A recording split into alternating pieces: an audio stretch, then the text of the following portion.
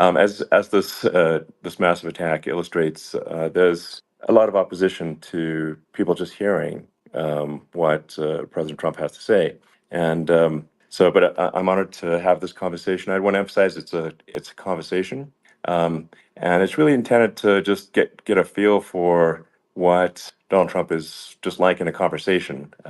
It's hard to catch a vibe about someone if you just don't hear them talk in a normal way. And when there's an adversarial interview, like no one's themselves in an adversarial interview. And this is really aimed at kind of open-minded, independent voters who just trying to make up their mind.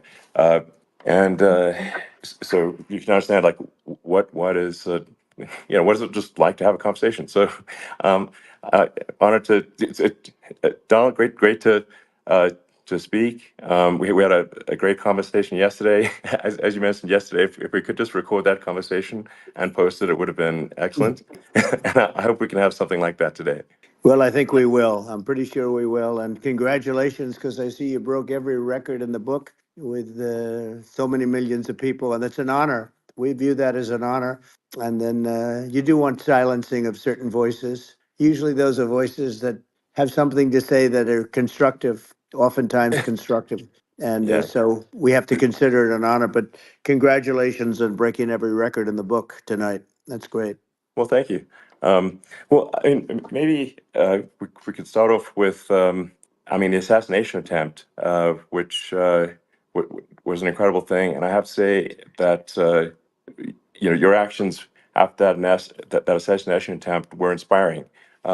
You, instead of shying away from things, instead of ducking down, you were pumping your fist in the air and saying, fight, fight, fight. And I think that's, I mean, the president of the United States represents America, and I think that is America. That is strength under fire, and so that's a big part of the reason why I was excited to endorse you as the president of the United States for having another term here.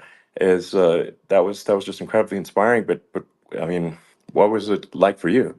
Not pleasant, I have to Not be honest. pleasant. I said there was I blood. I mean, had being more shot is blood. not much fun. I didn't know I had that much blood. The doctors later told me that the ear is a place that is a very bloody place if you're going to get hit. But in this case, it was probably the best alternative you could even think about because it went at the right angle, and it was a hard hit. It was very, I guess you would say surreal, but it wasn't surreal. I was telling somebody you have instances like this or like a lot less than this where you feel it's a surreal situation. And I never felt that way. I knew immediately that it was a bullet. I knew immediately that it was at the ear, Yeah. and because it hit very hard, but hit the ear. And I also heard people shout, "Bullets, bullets!" Get down, because I moved down pretty nicely, pretty quickly, and we had bullets flying right over my head after I went down. So I'm glad I went down. The bigger miracle was that I was looking in the exact direction of the shooter, and so it hit me at an angle that was far less destructive than any other angle. So that was the miracle. That was Yeah. for those Split people that second. don't believe in God. I think we got to all start thinking about that. You have to, I'm a believer now. I'm more of a believer, I think, and a lot of people have said that to me. A lot of great people have said that to me, actually. But it was amazing that I happened to be turned just at that perfect Yeah. angle, and all because I put down a chart on immigration that showed that the numbers were so great. I love that chart I even mean, more maybe it's now a than I sign. ever. Maybe Yeah, that's a sign. it's an immigration sign. You But highlighted a serious issue, and yeah, at that moment, that's right. the bullet missed your, hit your ear, but missed your head. I mean, Well, the amazing thing is that the sign, I said, bring down that sign on immigration. And it was literally about an eighth of a second where it would be good. And after that, it was going to yeah, be a disaster, no matter which way you were facing. But it just had that perfect angle, which was yeah, exactly at this shooter. Very sad situation. Such a sad situation. As you know, we lost somebody that was great, yeah, a firefighter, a great gentleman, a great Trumper, He was just a fantastic family and a fantastic man. And a friend of mine came up, Elon, and said, "I'd like to give the family some kind of help." And I said, "That's great." He said, "Do you mind?" I said, "I don't mind at all." And he wrote out a check for $1 million, gave it to the wife, and you know, she said, "This is really nice, but I'd rather have my husband back," which is a nice thing for Sure. somebody to say, to be honest. She's great. The family is great, and we raised a lot of Yeah. money for them and for two other gentlemen are unbelievable people also. They were hit really badly. They thought they were not going to make it, and they did. The doctors in the Butler area, I tell you, they were incredible. They saved the two, and they were really hit tough, both of them Yeah. equally. And we thought Yeah. my first question was because I heard bullets flying over me. I said, "How many people were killed?" Because we had a massive crowd there, a tremendous Yeah. thousands and thousands of people, and there was no land. I mean, it was all people. So I said, "How many people have been killed?" Because I knew there were other shots being fired, Sure. and they said, "We don't know yet, but some people have been badly hurt." And I have to give the Secret Service sniper, they call him, or sharpshooter, but sniper, Yeah. because he didn't know there was a problem. He's an extraordinary shot, obviously, and he didn't know there was a problem, and he was Yeah. able to pick it all out within 5 seconds. And he used one bullet from very far away, I guess probably about 400 yards. The shooter was 130, but he was on Yeah. he was on the opposite side of the field and the podium, and he saw the smoke and the flame from the gun, immediately recognized it, and immediately took a shot. And it was one perfect shot from very far away. And if he didn't do Yeah. that, Elon, he would have. I mean, if he would have, a lot of people, a lot more people could have been Sure. badly hurt and killed. So Yeah. I have to Absolutely. take my hat off to him because that's also a surreal. You know, he's been with them for 23 years, and Yeah. he's never had anything like this. And all of a sudden, he has to act, and it's a very tough thing to Sure. act and to be shooting somebody. But he saw the gun, saw the smoke, saw the flame from the gun, very far away. I obviously has very good eyes. He's got very good vision, which assume you have Yeah. to have in that particular work. But he took Absolutely. aim very quickly, and it was, they say it was approximately 5 seconds from long range, Yeah. one bullet. If that didn't happen, Yeah. because the shooter had a lot of bullets, he had a lot of cartridges up Sure. there with him, so could Well, have been very. I mean that's clearly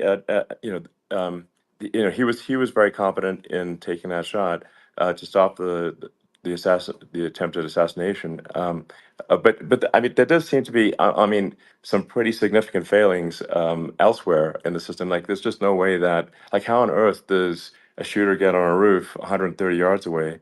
That seems crazy. I think most people people are wondering how on earth could such a thing happen. Well, you know, I view it as two ways. There should have been nobody on the roof. There were people, Yeah. because there were so many tens of thousands of people there. There were people that were seeing him, and there was one woman with a red shirt and Right. Trump all over I it, saw the video. and she's screaming, "That guy's got a gun!" You know, you saw it probably. Yeah, yeah, There's yeah. a No, I guy saw the up there video. with So a I gun. mean, it's like I guess, I mean, for my part, and I think probably many members of the public are wondering how the heck are you know basically people wondering by it, pointing out there's a guy on the roof with a gun, Yeah. and they're seeing it, but somehow it's not being addressed. That does seem Yeah, crazy. well, they're going to learn from this. The communication between the local police, who sort of had an idea, and then ultimately a man lifted himself up to the roof, could barely do it because he was pulling himself up, and Yeah, he saw the man with the gun. The man with the gun pointed the gun at him. He thought he was probably going to get shot, but he was like pulling himself up, and because of that, he couldn't get to his gun, and he fell down. Actually, very badly hurt his leg, his ankle. I hear very badly, okay, but he fell down, and he did.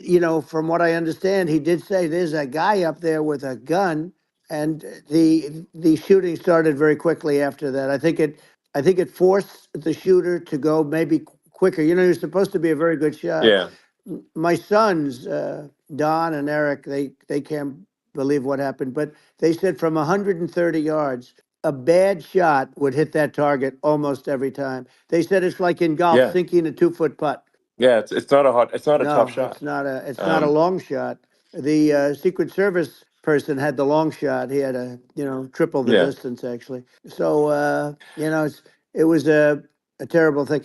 Look, uh, it's hard. I have to say this about the Secret Service. When I went down, and I went down based on I think they're screaming, but other people also because people saw this happen. You had so many people. One of the miracles was that nobody ran. I mean, if a gun goes off, the crowd yeah, control people showed us this.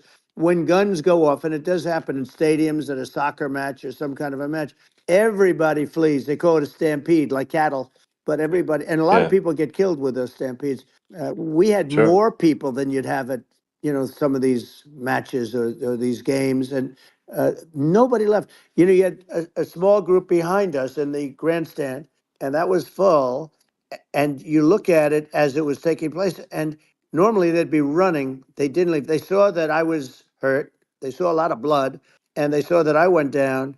And it's almost like they wanted to be with me. Well, out front, you had thousands, tens of thousands of people. As far as the eye could see, you had people in Butler, as far as the eye could see, and uh, yeah, and a lot of press too. There was, many cameras on watching this.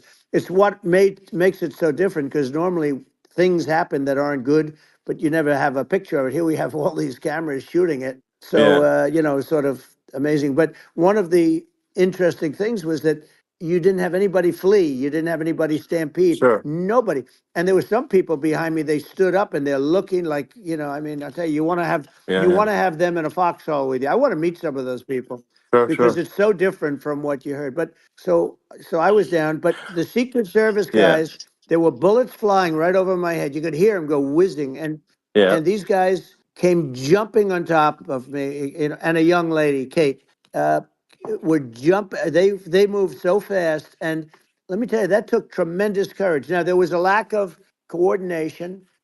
There was, obviously everybody understands that somebody that building should have been covered, and yeah, yeah. I mean, that was I the think big that thing. like, I mean, looking at the aerial views, that building would be like the number one spot for a sniper. I mean, it's like the if you were to pick like what is the favorite place, what if you so if the goal is to assassinate, what's your favorite spot? That building, the You're roof of right. that building would be number one. That would have been the spot. It's like you can ask for a better No, location. It's like number no, that one. would have been the spot. Um, You know what people think yeah, is when the local policeman, who, by the way, he really he did what he was supposed to do. He couldn't hold on any longer, and then when he got yeah, his head just peeking above, this guy standing there with a gun at his head, and when he fell down again, hurt his ankle very badly. But he was making the calls. But what happened is the firing took place very soon. So what they yeah, think is that this guy ran to his site, which he had all planned out with the gun.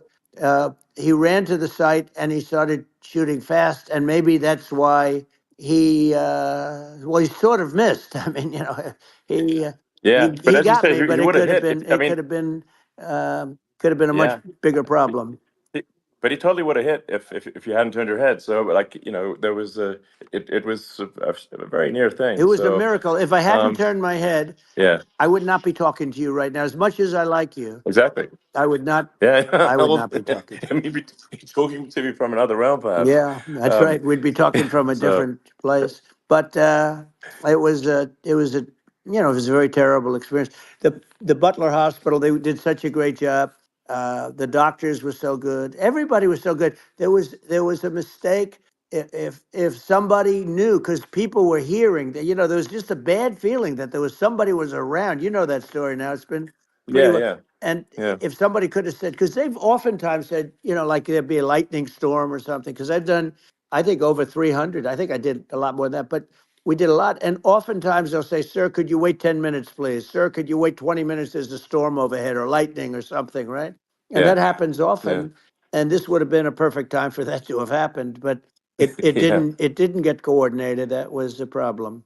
Well, it was your. I think your actions in the heat of fire, and like what I found admirable there was that you can't fake bravery under such circumstances. The courage is instinctual, or it is not. It's not a rehearsed action, and so I just want to say that I think a lot of people admire your courage under fire there, and Well, yeah. So thank you very yeah, much. I appreciate it. I didn't think of it. I just wanted to get up and I wanted to stand up. I wanted to let people know, I felt I was good when they were on top of me, covering me, actually, very much covering me, and very bravely.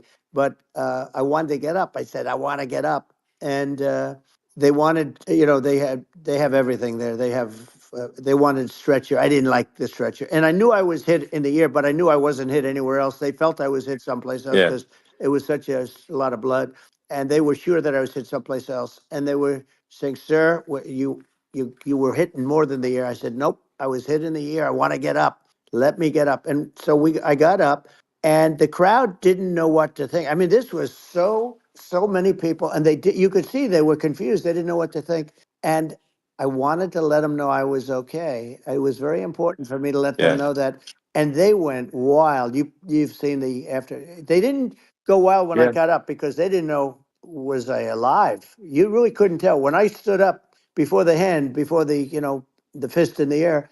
Uh, they didn't know if I was alive. Nobody did. And when I put the fist up, they were just relieved and happy and thrilled, and the place went crazy. It was pretty amazing. Yeah. It was a Well, terrible thing, but it it was was really nice. incredibly moving. Yeah.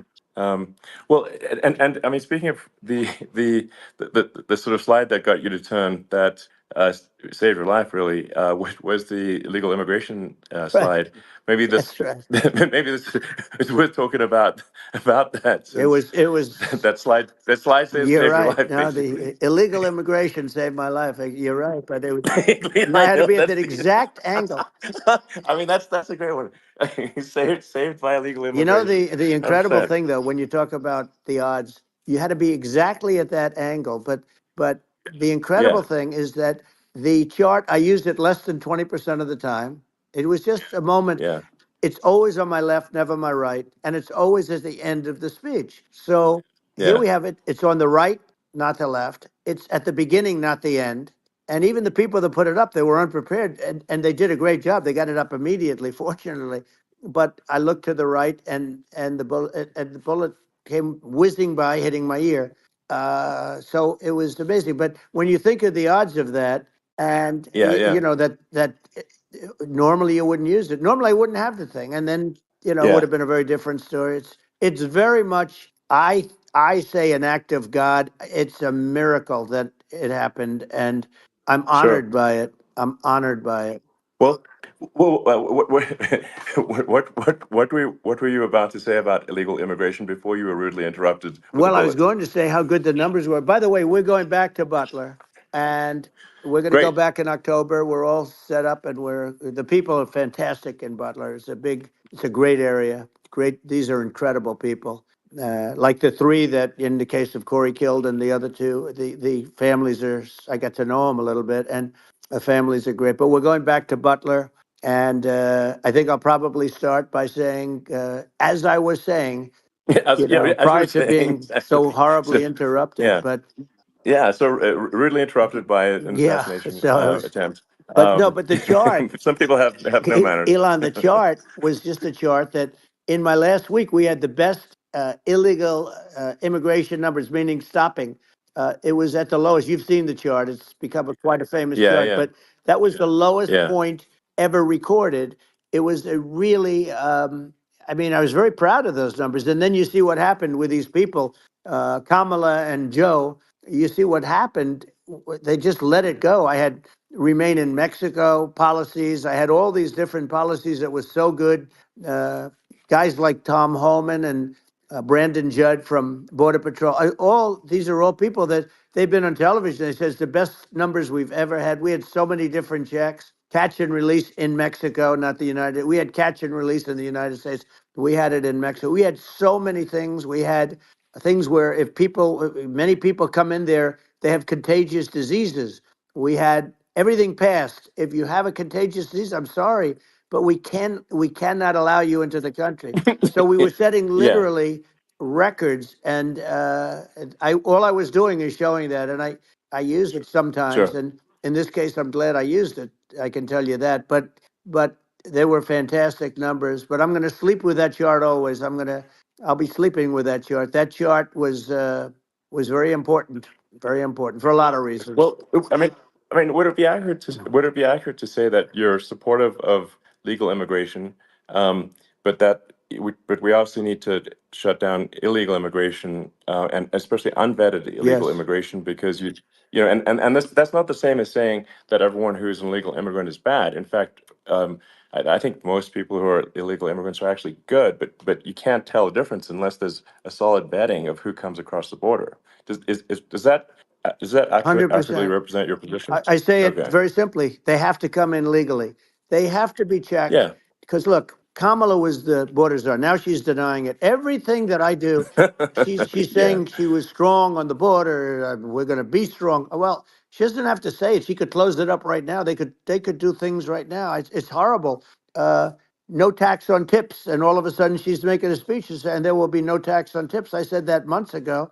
And by the way, they had just the opposite. They had not only tax on tips, but they hired 88,000 IRS agents, and many of them were assigned to go get waitresses and caddies and all of this on tips. They have a policy. They had a policy that they were really going to go after you and were really harassing people horribly.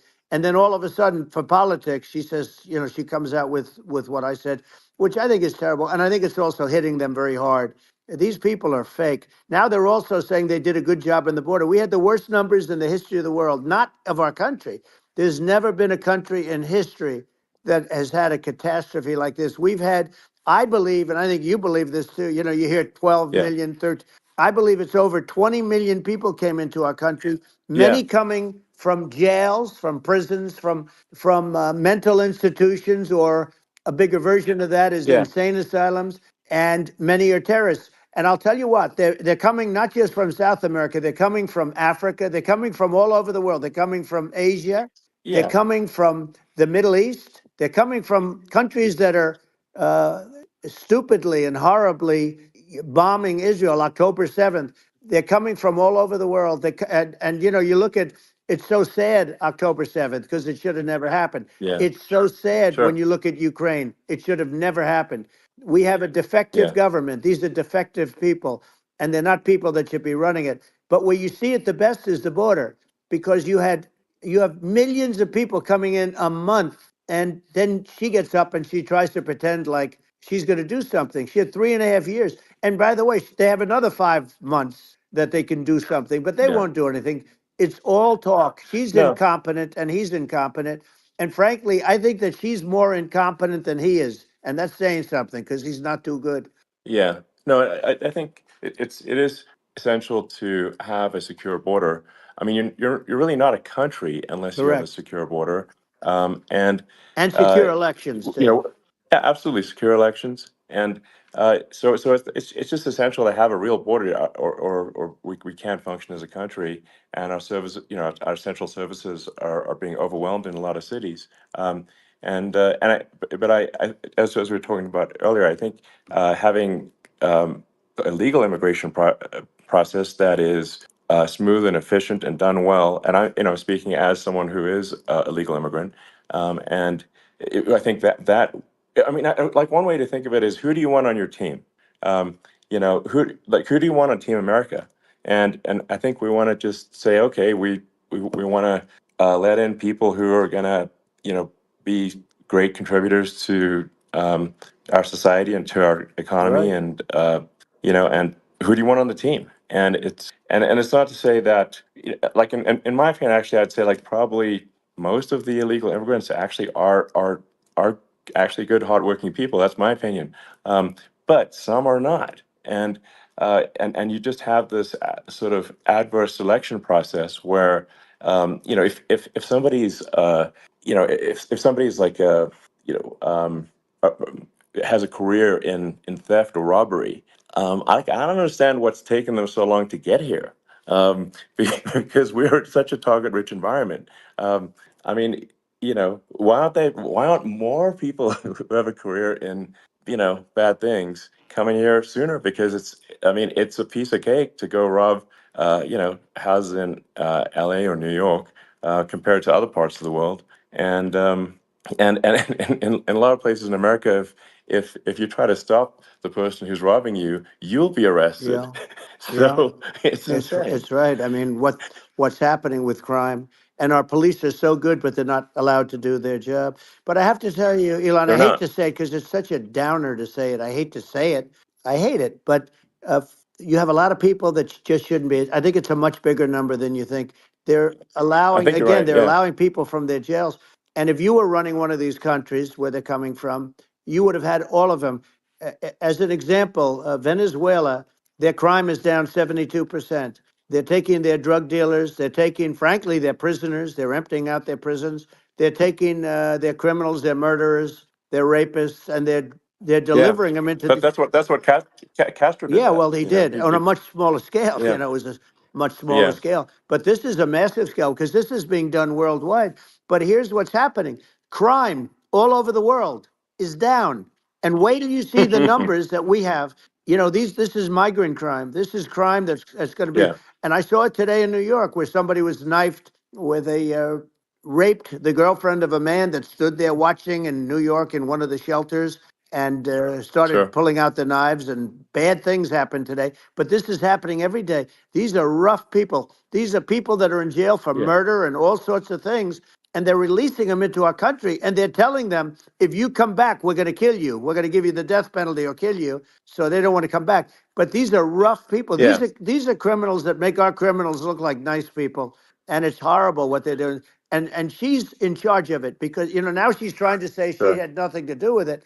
And she's such a liar because she was called the border czar the first day and it was on the headlines of every newspaper. She's the border czar. And she never even went there. She went to one location which had nothing to do with where the problem is. You know, she went in and out, I Right. guess, because she was getting a lot of pressure, Yeah. but Yeah. had nothing to do where the problem Yeah. is. But she was Well. the Well. border czar. And the people Yeah. Yeah. can't allow them to get away with their disinformation campaign. Now she's trying to say that she wasn't. She wasn't really involved, and the whole thing is horrible. She was totally in charge. She could have shut the border down without him. He didn't know what he was doing anyway, so he wouldn't have even known Yeah. what happened. You could shut the border down; he wouldn't Yeah. even know the difference. But uh, the fact is that she was border czar. But if you don't have to call her Yes. that, the fact is you could just call her. She was in charge of the border, and the border was the worst Right. ever. It's simply not working. No, It's it's I mean horrible.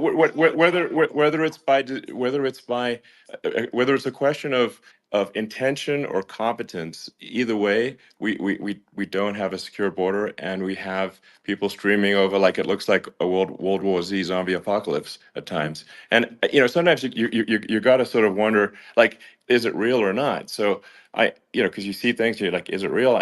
So I went to the border at Eagle Pass, and I saw for myself in Texas, and I was like, okay, it's real. I'm like seeing this in real time. I actually posted the video like just live. I just flew there one day and just to see, hey, is this made up or real? And I'm just seeing people stream across the border, and and I have to say, at least the people that I saw did not look friendly. So These are people people. can look at my video and say, hey, Yeah. does these people look friendly? I don't look super friendly. So These are people that um, Elon would not be the same man if he had to walk across the street and look these people in the eye. These are rough people. These are really rough people coming across. And I know rough people. And these are people that we don't want in our country. And you know, the caravans are coming in and they're putting and who's doing this are the heads of the countries. And you would be doing yeah, it, and so would I. And everyone would say, oh, what a terrible thing to say. The fact is, it's brilliant for them because they're taking all of their bad people, really bad people. And I hate to say this, the reason the numbers are much bigger than you would think is they're also taking their non-productive people. Now, these aren't people that will kill you. We have enough of them, but these are people that are non-productive. They are just not productive. I mean, for whatever reason, they're not yeah, yeah, workers or they don't want to work or whatever. And these countries are getting rid of non-productive people in the caravans in many cases, and they're also getting rid of their murderers and their drug dealers and the people that are yeah, really brutal people. And they're coming into our country yeah, at levels that have never been seen before. And I saw an ad just before I got on the air.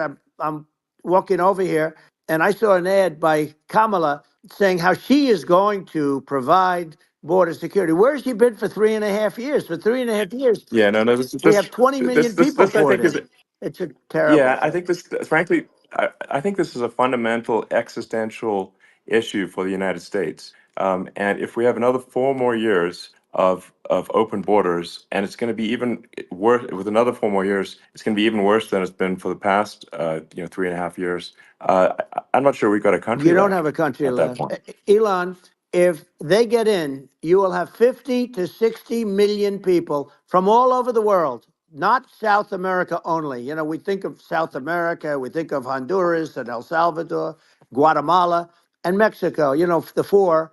But it's not that. It's everywhere. They're coming in from Yeah, everywhere. And I had to stay in yeah, I think Mexico. this is a super important Yeah. point. Like people, it's like basically when I went down there, I was like, well, where are people from? It's like almost no one was from Mexico. To be No, clear, Mexico it's less, it's just it's just less it's of just the the others. border. It's just the border with Mexico. But the people coming in, it's Earth, the rest of Earth, and America is only about 4 or 5% of the population of Earth. It would only take a few percent of the rest of Earth to overwhelm everything in the We're U.S. already So overwhelmed, Elon. We're overwhelmed. You had to see the news tonight about New York. New York, and I love that place, and what they're doing to it is horrible, what they're doing to it. And all the courts do is they yeah, try and focus on Trump. Okay, then let's focus on Trump, who did nothing wrong. I complain about a rigged election. Elon, what's happened is unbelievable. You have from Africa, from the Congo, they're coming, from the Congo. And 22 people came in from the Congo recently, and they're murderers, and they're dropped. They drop them. They take them out of jails, which is very expensive, you know, to maintain the jails. Although they don't do too much maintaining, I can tell you. But they take them out of jails, prisons. They take them out and they bring them to the United States. They deposit them in the United States and say, "Don't ever come back, or you're going to be executed."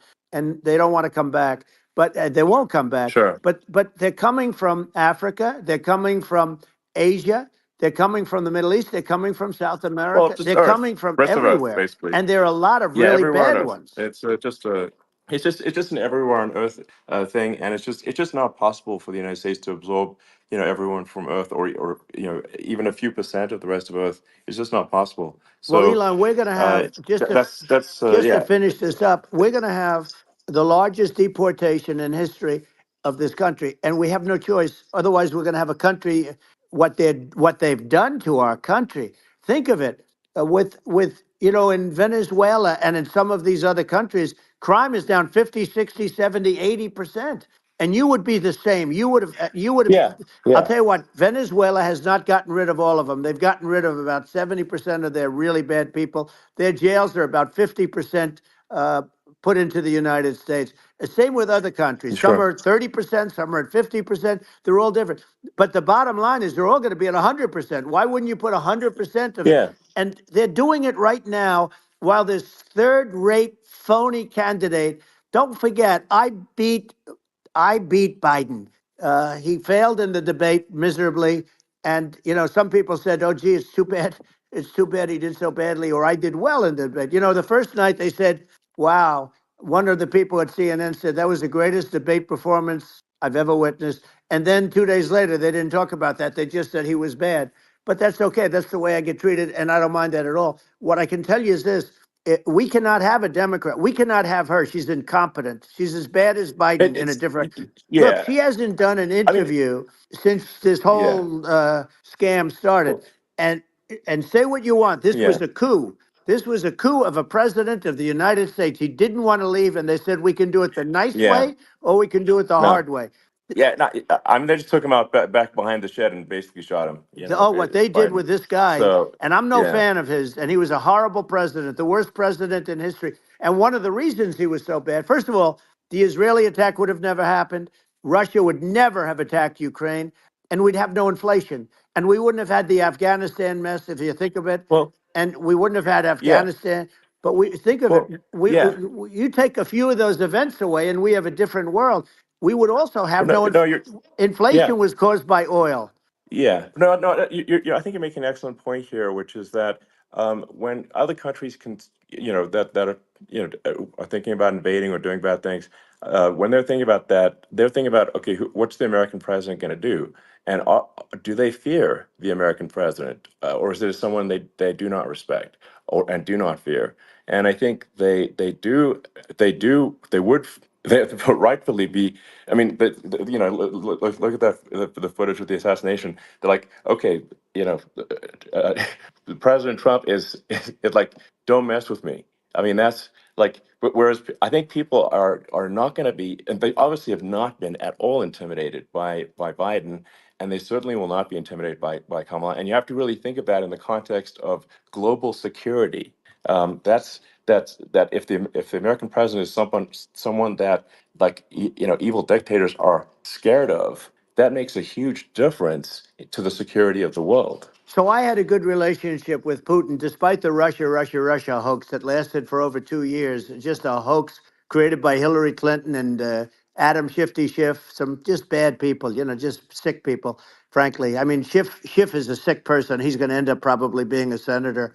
It's hard to believe. The whole thing is hard to believe. But, they put our country in danger with that stuff, too. They actually, when they make up stories, and you have to fight your way out of it for a long time. But I know Putin very well. I got along with him very well. He respected me, and it's just one of those things. And we would talk a lot about Ukraine. It was the apple of his eye. But I said, don't ever do it. Don't ever do it. I shut down Nord Stream 2. That was the big oil pipeline, the biggest, I think, the biggest pipeline in the world going all over Europe. I shut it down. Biden came, and then they say, Yeah, I loved Russia. I was a friend of Putin, and I loved Russia. No, he actually said to me one time, he said, if you're my friend, I'd hate to see you as an enemy. I shut down his pipeline, the biggest pipeline. They were looking at that to yeah, fund, and this pathetic president gets in there.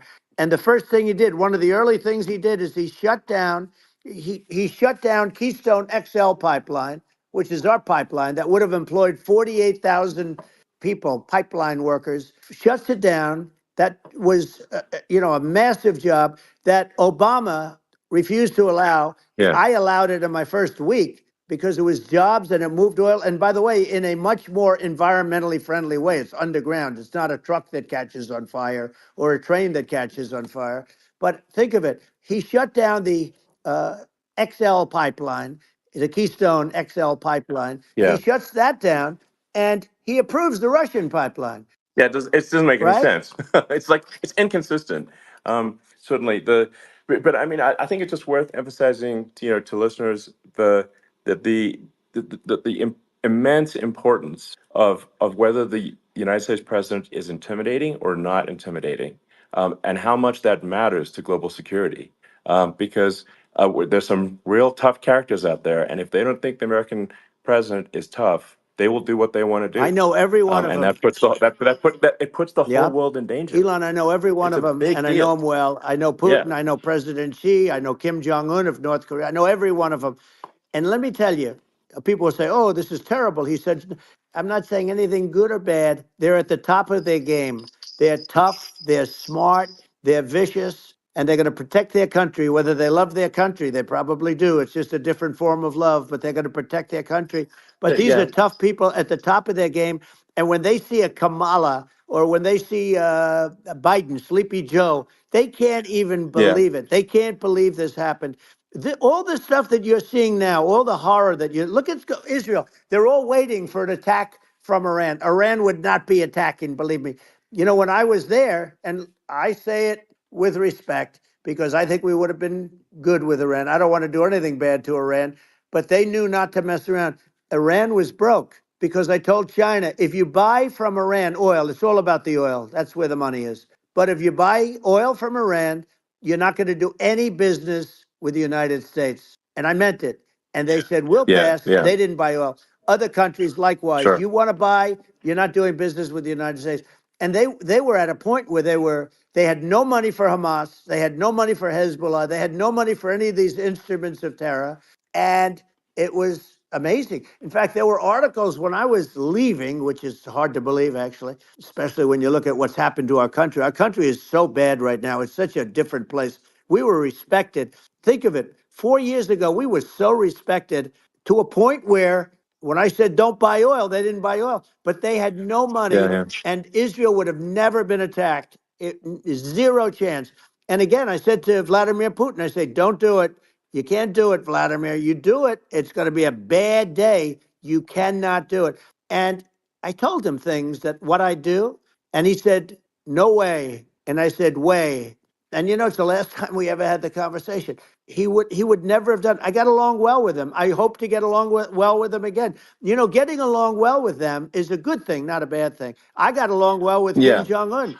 When I met with President Obama just before entering, it's a sort of a ritual. And I sat down with him and we talked. It was supposed to be for a very short period of time. It turned out to be a long period of time. I said, "What's the biggest problem?" He said, "North Korea." I had that problem worked out very quickly. It was nasty at the beginning with Rocket Man and all the different things, yeah. but all of a sudden I got a Those call. some Oh, those were some epic tweets, by the way. yeah, they Those were were no, like they were epic. absolutely. Everything he said that he has a red button on his desk. I said, I have a red button on my desk too, but my red button is much bigger, and my red button works. And then I called him Little Yeah. Rocket Man of Little Rocket Man. Anyway, here's the bottom line. All of a sudden, I got a call from him, and they said they want to meet. They want to meet me, and we met. Yeah. As you remember, we met in Singapore. We met also in Vietnam, and I got along with him great. We were Yeah. in no danger. But Yeah. President Obama, It's President because Obama thought they we were going to respond. end up in Yeah. a nuclear war with him. And let me tell you, he's Yeah. got a It's not lot of true. nuclear Yeah, stuff too. He's exactly. got plenty of nuclear. It's He can do plenty of damage. it's So yes. I mean, it's because I mean, people like Kim Jong Un. They respond to yeah, strength, not weakness, well, and if you he and I project had a good strength, relationship. you're good. Yeah. Remember I met him and we walked onto his land. Nobody ever walked onto his land before. I walked onto. I wouldn't say. Yeah. Let's That bring was up cool. Secret Service again. I wouldn't say they were thrilled when I did that. I walked onto his land, and it was an amazing period. But we were not in danger with him because of me. I always Yeah. say that we have enemies on the outside and we have enemies on the inside. We have some really bad people in our government and people that are and controlling of the people. I mean, I'd mention names, but I really don't want to give them the credit. But we have some really bad, and I say they're more dangerous than Russia and China. If you have a smart president, a president that gets it, we are not in danger from those countries because they need us and they need our help. I mean, we forced Obama, if you think about it, Obama and Biden and Bush to a certain extent, in all fairness, forced Russia and China together. And if you're a history student, the first thing you learn is you cannot let Russia and China align. But then they also got, if you take a look, Iran and they have North Korea. That's, they call it the axis of evil. In the old days, you had the axis of evil. Here we have a modern day axis of evil. These are powerful countries, very heavy nuclear, which is the biggest threat. Yeah. The biggest threat is not global warming, where the ocean's going to rise one eighth of an inch over the next 400 years. And you'll have more oceanfront property, right?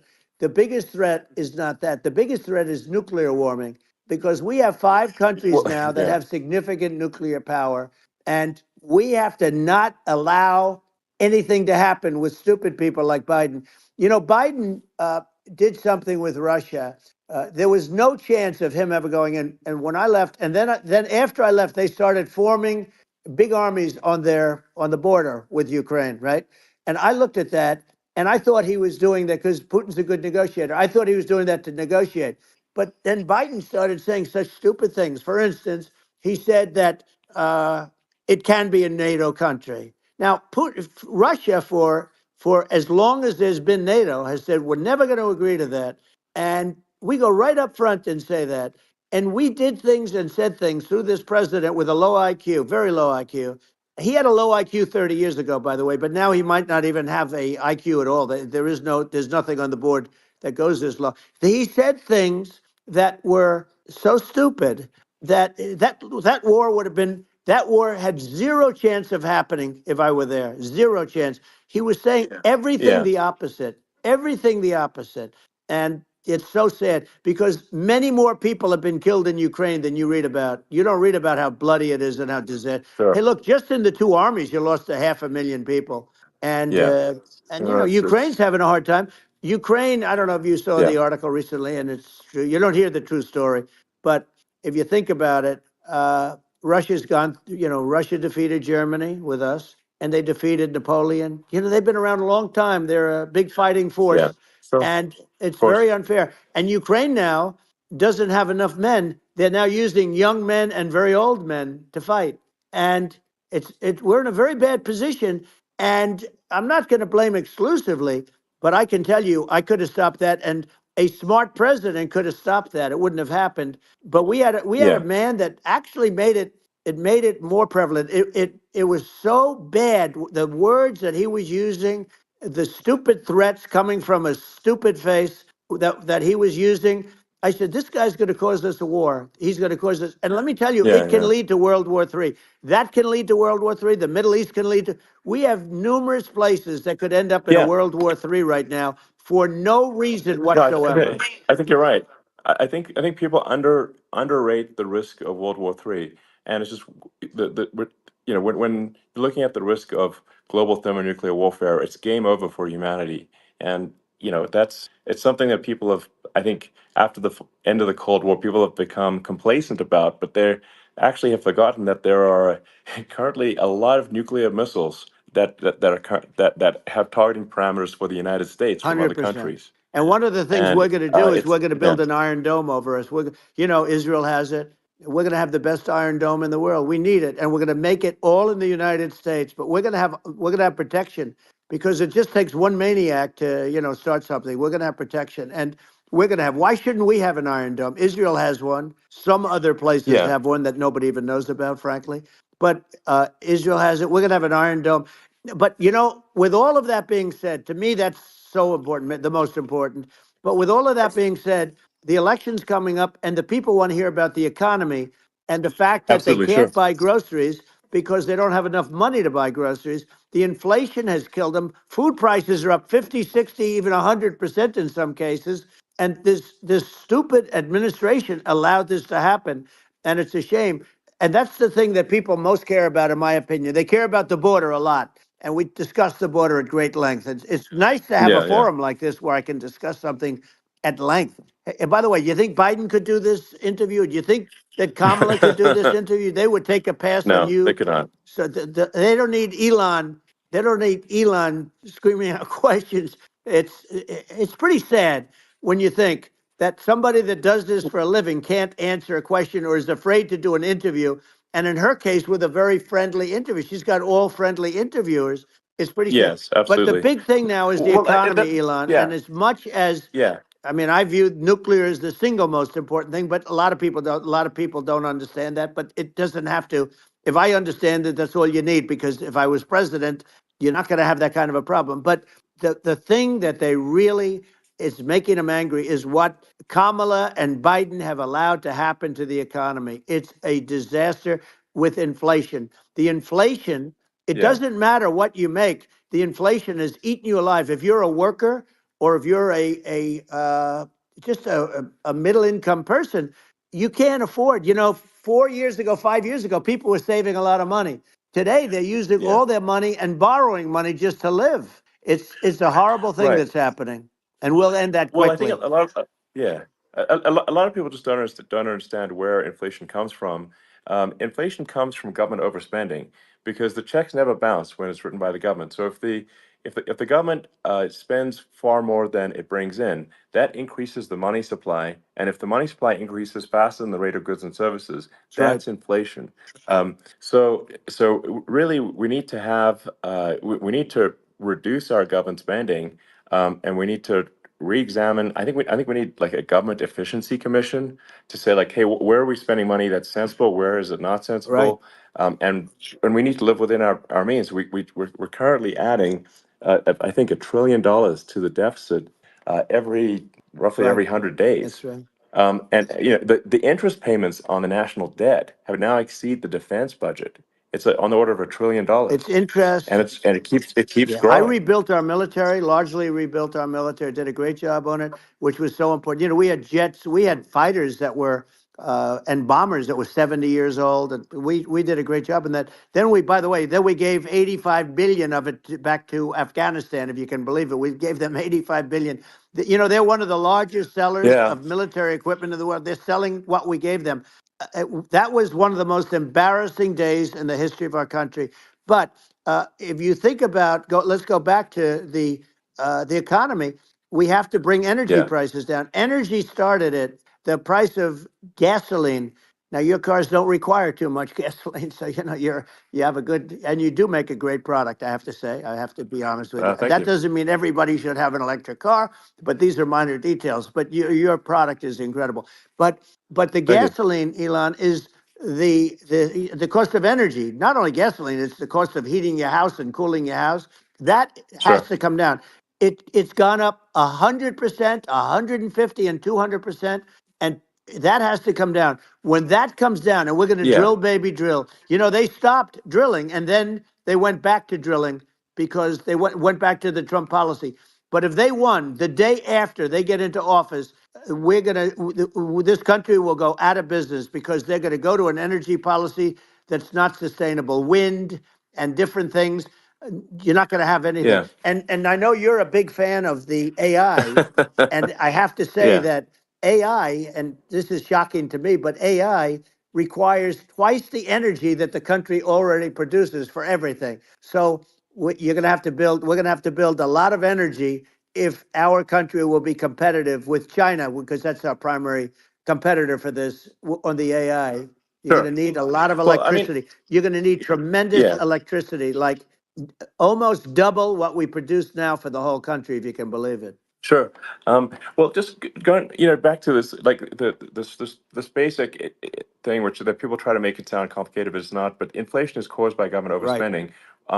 Would you agree that we need to take a look at government Yes. spending and have perhaps a government efficiency commission that just tries to make the spending sensible and so the country lives within its means, just like a The person does. waste is incredible, and nobody It negotiates is. prices. You used to have a lot of people making jets, and you end up with two companies, and they'll probably try and merge at some point. I mean, I went through it like Air Force, just a thing like Air Force One. One of the first documents they asked me to sign, a general walks in, "Sir, would you please sign this document?" And what is it? Air Force One. That's with Boeing, which is basically two planes, two 747s, and the price was Yeah. $5.7 billion for two planes. Now they're Wow. highly sophisticated. That's They're insane. even nicer than your plane, okay? But much more sophisticated. They're very. I won't say what's on it, but they got a lot of stuff on it. Anyway, but it's Sure. 5.7. I That's a crazy It's a number. crazy number, but I said, I'm not going to pay 5.7. I'm not going to do it. I said, who made the deal? Obama and his people. I said, well, then I know the deal's no good. I'm not going to do it. And over a course of about 4 weeks, by my saying I'm not going to do it, I got the price reduced by $1.6 billion for the exact same plane, other than we had a nicer paint job, if you want to know the truth. But for the exact same plane, I saved one. And I said to Boeing, man, you guys must make a lot of money if you can reduce the price by that. But now what I do hear is that they're going back to the Biden administration and wanting big cost overruns, because they see these dopey suckers in there, and they'll end up getting some of the money back. But I shaved it by $1.6 billion for the exact same plane. And you can now take that and multiply that out times thousands of other Exactly. items. And Multiply it by yeah, a the zillion, numbers are and yeah, yeah. astronomical. I agree with you. Well, I mean, if so, I think it would be great to just have a government efficiency commission that takes a look at these things and just ensures that the taxpayer money, the taxpayers' hard-earned money, is spent in a good way. And I'd be happy to help out on such a commission I'd if love if it. it were formed. Well, you're the greatest cutter. I mean, I look at what you do. You walk in and you just say, "You want to quit?" They go on strike. Yeah. I won't mention the name of the company, but they go on strike, and you say, "That's okay. You're all gone. You're all gone." So every one of you is gone, and you are the greatest. You would be very good. Oh, you would love it. But if you look at Argentina. Well, I'd be happy to Yeah, by help the way, out. congratulations. I Yeah. just looked at the number of people that are listening to you and I chat. We'll call it a chat, but Yeah. congratulations. This is very good. I mean, it's great. And you're an interesting character. The new head of a place called Argentina, and he's a big, Malay's awesome. he's great. And Yeah. he's a big MAGA fan, that he ran on MAGA. And he took it to an extreme too. He ran on MAGA, and I hear he's doing really a terrific job. It's called Make Argentina Great Again. It worked out perfectly. He came in, he bought a lot of hats, he brought everything, but he's doing a big job. He really cut. And I'm hearing Yeah. they're starting to do pretty well. Inflation's getting down. They had like Yes. Exactly. 2,000%. And they had inflation like not normal inflation. They had the real deal. But We're going to Yeah, have that pretty soon. We have, I think we yeah, have the worst inflation we've had in 100 years. They say it's 48 years. I don't believe it. I think we have the worst. They yeah. don't include a lot of the items that should be included. You know. Yeah, well, it's just from government overspending and not just not spending taxpayer money Yeah, effectively, and having just like so many departments you can't even name them all. And what Malay is doing is he's cutting government spending. He's simplifying things. He's having putting in regulations that make sense. And we're Argentina overnight is experiencing a giant improvement that's in right. prosperity. But it's also a lesson for the United States, which is that um, Argentina used to be one of the most prosperous countries in the world. Um, Right. in the like in the 30s, 40s, and because of bad government policy, it ruined the country. And if you take Venezuela, for example, Venezuela should be incredibly prosperous. They have phenomenal reserves of everything, oil, everything, and it should be prosperous. But if the government's wrong, it impoverishes the people. And so I think we should not be complacent in the United States and thinking that and taking our prosperity for granted, because if with bad government policy, we can run the country into the ground. And that's just something people should bear in mind. Don't take prosperity for granted. Well, think of education. So we're ranked at the bottom of every list of the top 40. We're ranked number 40, number 38. Uh, Norway, Switzerland, Sweden, different countries are ranked good. Actually, China's pretty close to the top. They're a top 6 or 7, but we're ranked at the bottom, almost at the bottom, 38, 39, 40.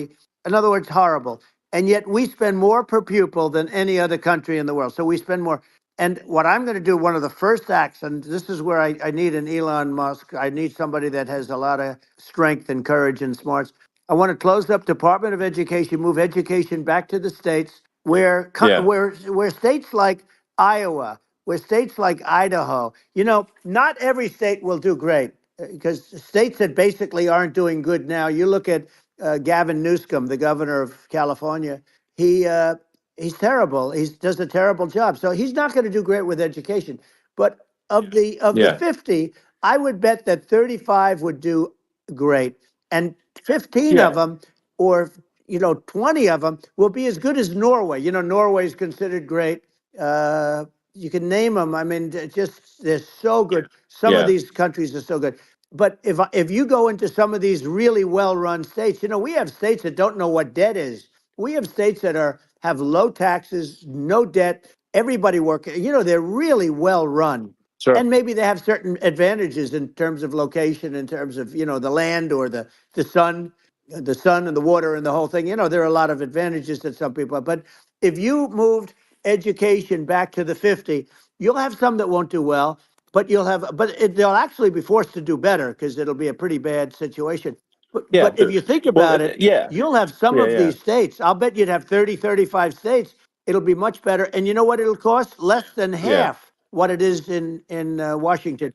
And yeah. these people don't care Well, about the yeah, students in these, faraway states. And it'd well, be unbelievable. yeah. I think you're making a good point in that if the states have to if each state has to compete against other states, then people will That's naturally right. move to states where it's better. Well, like Um, California, as we said, it's a badly run state. I could go through. I got so many friends that are in those states, even if they're Democrats. I hate to mention certain states, but Illinois is badly run with Pritzker. He's a real loser. But yeah, but some of these places are just badly run. But it's almost going to force them to run better, and they won't do it good initially. But you're not going to do worse than you're doing right now. And I would say that yeah, the cost, you would cut your cost by 50 or 60%. And you'd have a little yeah, yeah, monitor. You want to make sure they're teaching English as an example. Give us a yeah. little English, right? Sure, yeah. Right? No, but I mean, to what? Some of these governors are doing so badly. I mean, they got so many people moving out of their state. They should get U-Haul Salesman of the Year award because they're driving so much U-Haul It's sales. actually It's just amazing. people moving out. Isn't it amazing to you as a businessman that they can even survive? Like Illinois, so many people are leaving, and you wonder, how do they survive? I mean, how do they survive? Uh, I saw where you left California and you moved to Texas. Texas does a great job.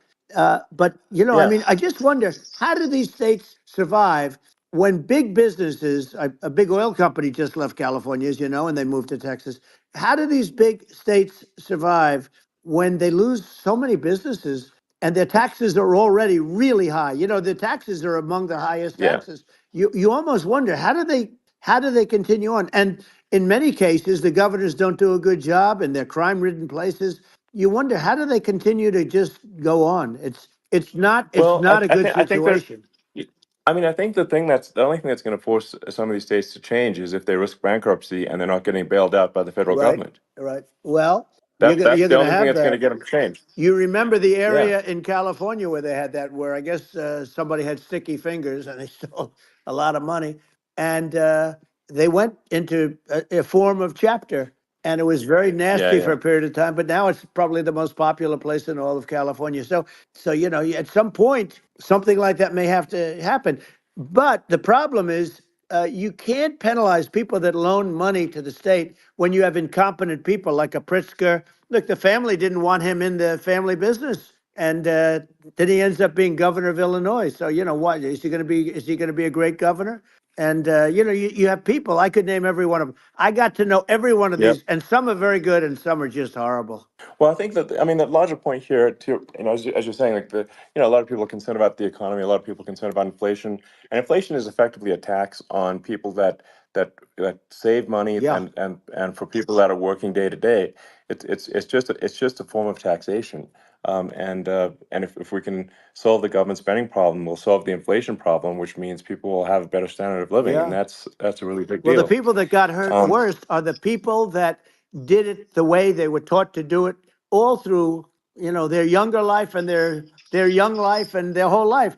The people that saved money and then they got no interest on their money and inflation destroyed them. And frankly, they were almost better off if they didn't do anything like that. I mean, those people have been absolutely decimated, and we're going to bring those people back and help those people. We've got to get the prices down. You know, when I look at bacon costing 4 or 5 times more than it did a few years ago, sure. when you look at some of the food products in grocery stores, people go, they can't believe it. They used to be able to buy a whole cart, and today, you know, a lot of people just don't have the money. They go in and they can't buy anything. They look at Yeah, it's sticker I shock. think They it. call it Yeah, sticker shock, right? I think it really just comes, like I said, I think it just comes down to really, I guess, two things, which is that if you solve government overspending, you solve inflation, which improves living Right. standards of the average person, and then if you deregulate, like have sensible regulations, so because a lot of the regulations are nonsensical and cause the cost to be extreme for no reason, but unless you've got effective deregulation. Like Reagan did a great job on deregulation in the 80s, but it's been 40 years since we had That's right. anyone really. I mean, during your administration, we made some progress, but I think there's an opportunity to make, I think, radical progress with sensible regulation. Yeah. And if Well, Elon, those two things, yeah, those are the big yeah, we deals. set a record.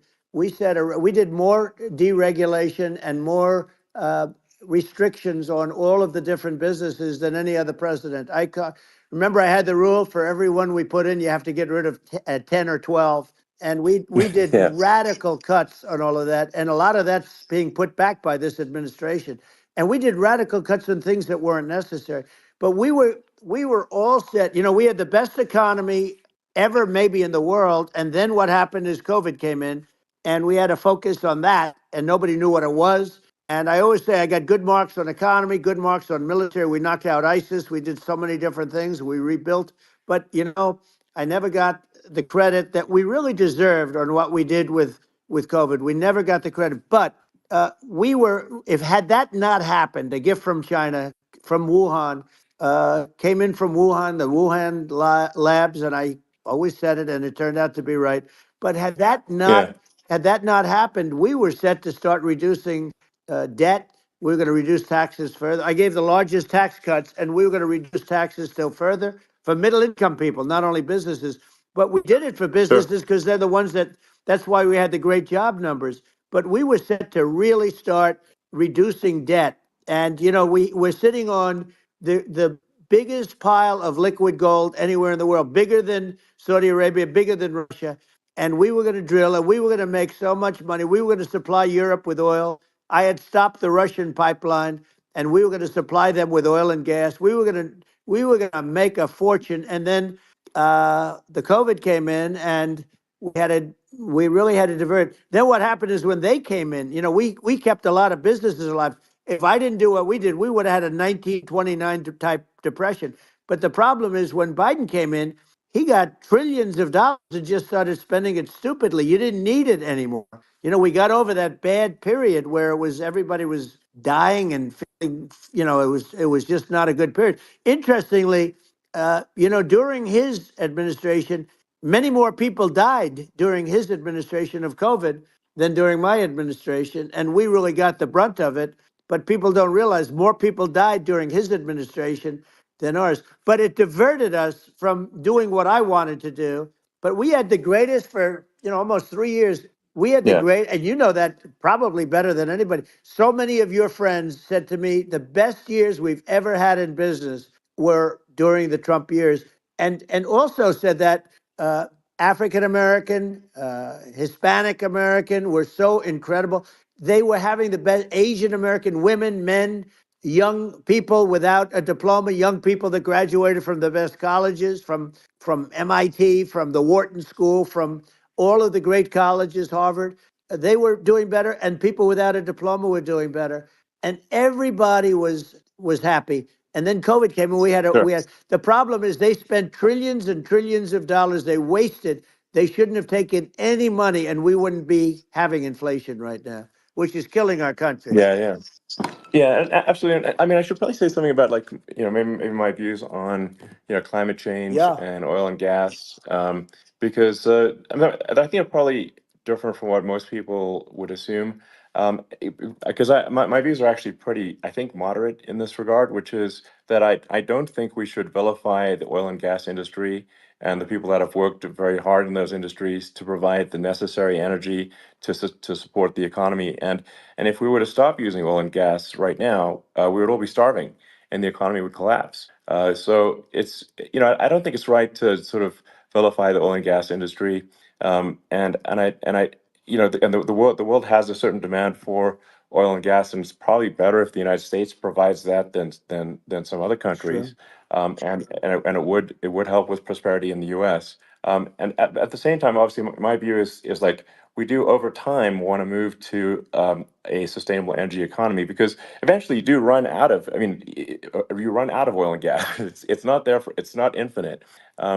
And there is some risk. I think the risk is not as high as a lot of people say it is with respect to global warming. But I think if you just keep increasing the parts per million in the atmosphere long enough, eventually it actually simply gets uncomfortable to breathe. People don't realize this. If you go past 1,000 parts per million of CO2, you start getting headaches and nausea. And so we're now in the sort of 400 range. We're adding, I think, about roughly 2 parts per million per year. So I mean, it still gives us. So what it means is like we still have quite a bit of time, but so there's not like we don't need to rush and we don't need to like stop farmers from farming or you know uh, prevent people from having steaks or Right, basic stuff like right. that. Like you can leave the farmers alone, I agree. in How my opinion. crazy is that where I mean, you have farmers that are not allowed to farm anymore and have to get rid of their cattle and the whole world is yeah, a that's little silly. crazy, but it's largely taken its lead from us.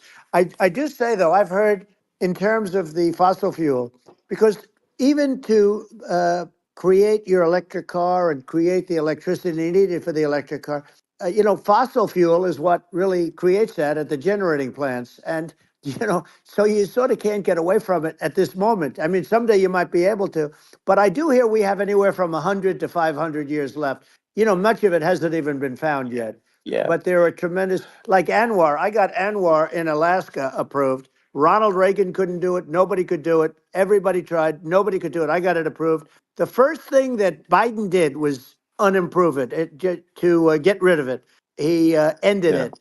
His his secretary went in and she ended it. And what a disgrace. That's Anwar. That's bigger, or they think it could be bigger than Saudi Arabia in Alaska. Could be bigger than Saudi Arabia. but they went in and they terminated it. And I'll get it going very quickly because not only is it big for Alaska, I mean, you talk about economic development, that for the United States, I mean, that is, they say bigger than Saudi Arabia or the same size and pure, Yeah. really good stuff. And, you know, they end it. So I think we have, you know, perhaps hundreds of years left. Nobody really knows. But during that I mean, time, my something will come estimate. around that will be Yeah. very good. Yeah. Yeah. Well, I mean, my estimate would be, a little more uh, aggressive than that, but it's not the sort of like we're all going to die in 5 years stuff. That's obviously BS. But I mean, my view is like if you just look at sort of the parts per million that increments every year, you get sort of 2 or 3 parts per million every year of CO2. Uh, y- I mean, I think some of that it's problematic if it accelerates if you start going from two or Right. three to say five, and then there may be some situations where you get just a step change increase in the CO2. Mm-hmm. And I think we don't want to get too close to 1,000 ppm because like that's actually makes it uncomfortable to breathe. Like just existing in 1,000 ppm CO2 is uncomfortable. That's like that's considered like an industrial hazard. Right. Just so it's that's actually you start getting headaches and stuff. So it's even without global warming, it's not comfortable to live. So you don't want to get too close to that. But I mean, I think we've got. I think we want to just move over and like, and if I don't know, 50 to 100 years from now, we're I don't know, mostly sustainable. I think that'll probably be okay. So it's not like the house is on fire immediately, but I think it is something we need to move towards. And on on balance, it's probably better to move there faster than slower. But like I said, without vilifying the oil and gas industry, and without causing hardship in the short term, I think this can be done. Without but people can still have a stake, and they can still drive gasoline Sure. cars, and it's okay. It's like it's not. I don't think we should vilify people for it, but I think we should just generally lean in the direction of sustainability. And I actually think solar is going to be a majority of Earth's energy generation in the future, and it's certainly trending that way. Mm-hmm. And so you get the solar power, combine that with batteries, so because obviously the sun doesn't shine at night, and then you use that to charge the electric cars, and you have a long-term sustainable solution. And that's what Tesla is trying to move things towards, and I think we've made a lot of progress in that regard. But when you look at our cars, we don't believe that environmentalism, that caring about the environment should mean that you have to suffer. So we make sure that our cars are beautiful, that they drive well, that they're fast, they're sexy. I mean, they're cool. In fact, literally, I made this sexy joke. Model S, Model 3, Model X, and Y spells out sexy. It's probably the most expensive joke out there. Um, but I don't know. I like cheesy humor, So, but I'm a big fan of like let's have an inspiring future, and Yeah. let's work towards a better future, and we can do so without demonizing Right. people. I'm okay. You know. You know, it's very interesting. You use the word global warming, and today they use the word climate change because you have some places that go up, and so they were getting themselves in a little trouble with the word global warming because not every place is warming. Some places are going the opposite direction. But I'm sort of waiting for you to come up with solar panels on the roofs of your cars and on the trunks of the cars, and it just seems like something that at some point you will come up with. I'm sure you'll be the first, but it would seem that a solar panel on the roofs, on flat surfaces, on certain surfaces might be good, Yeah. at least in certain areas of the country where you have the world Sure. where you have the sun. But I would think, and I have no idea because that's not my world, but I would think that this would be something that would be interesting. But the one thing that I don't understand is that people talk about global warming or they talk about climate change, but they never talk about nuclear warming.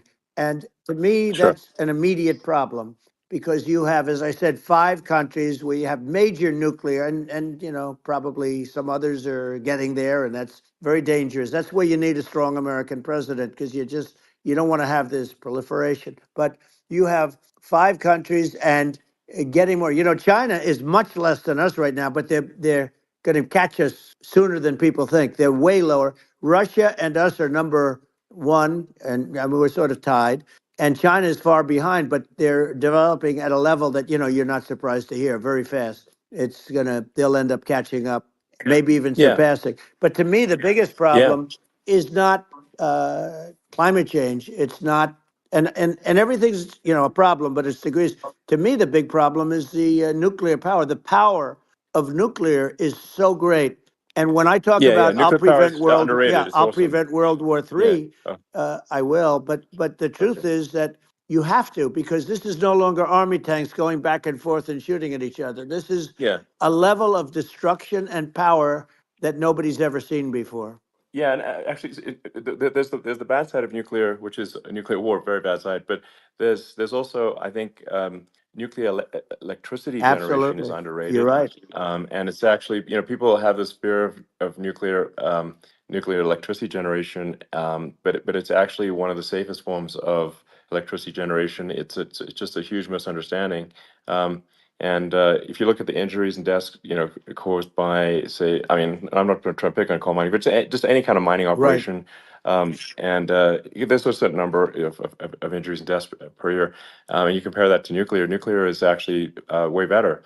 So it's underrated as an electricity source, and I think it's something that's worth reconsidering. But there's so much regulation that people can't get it done.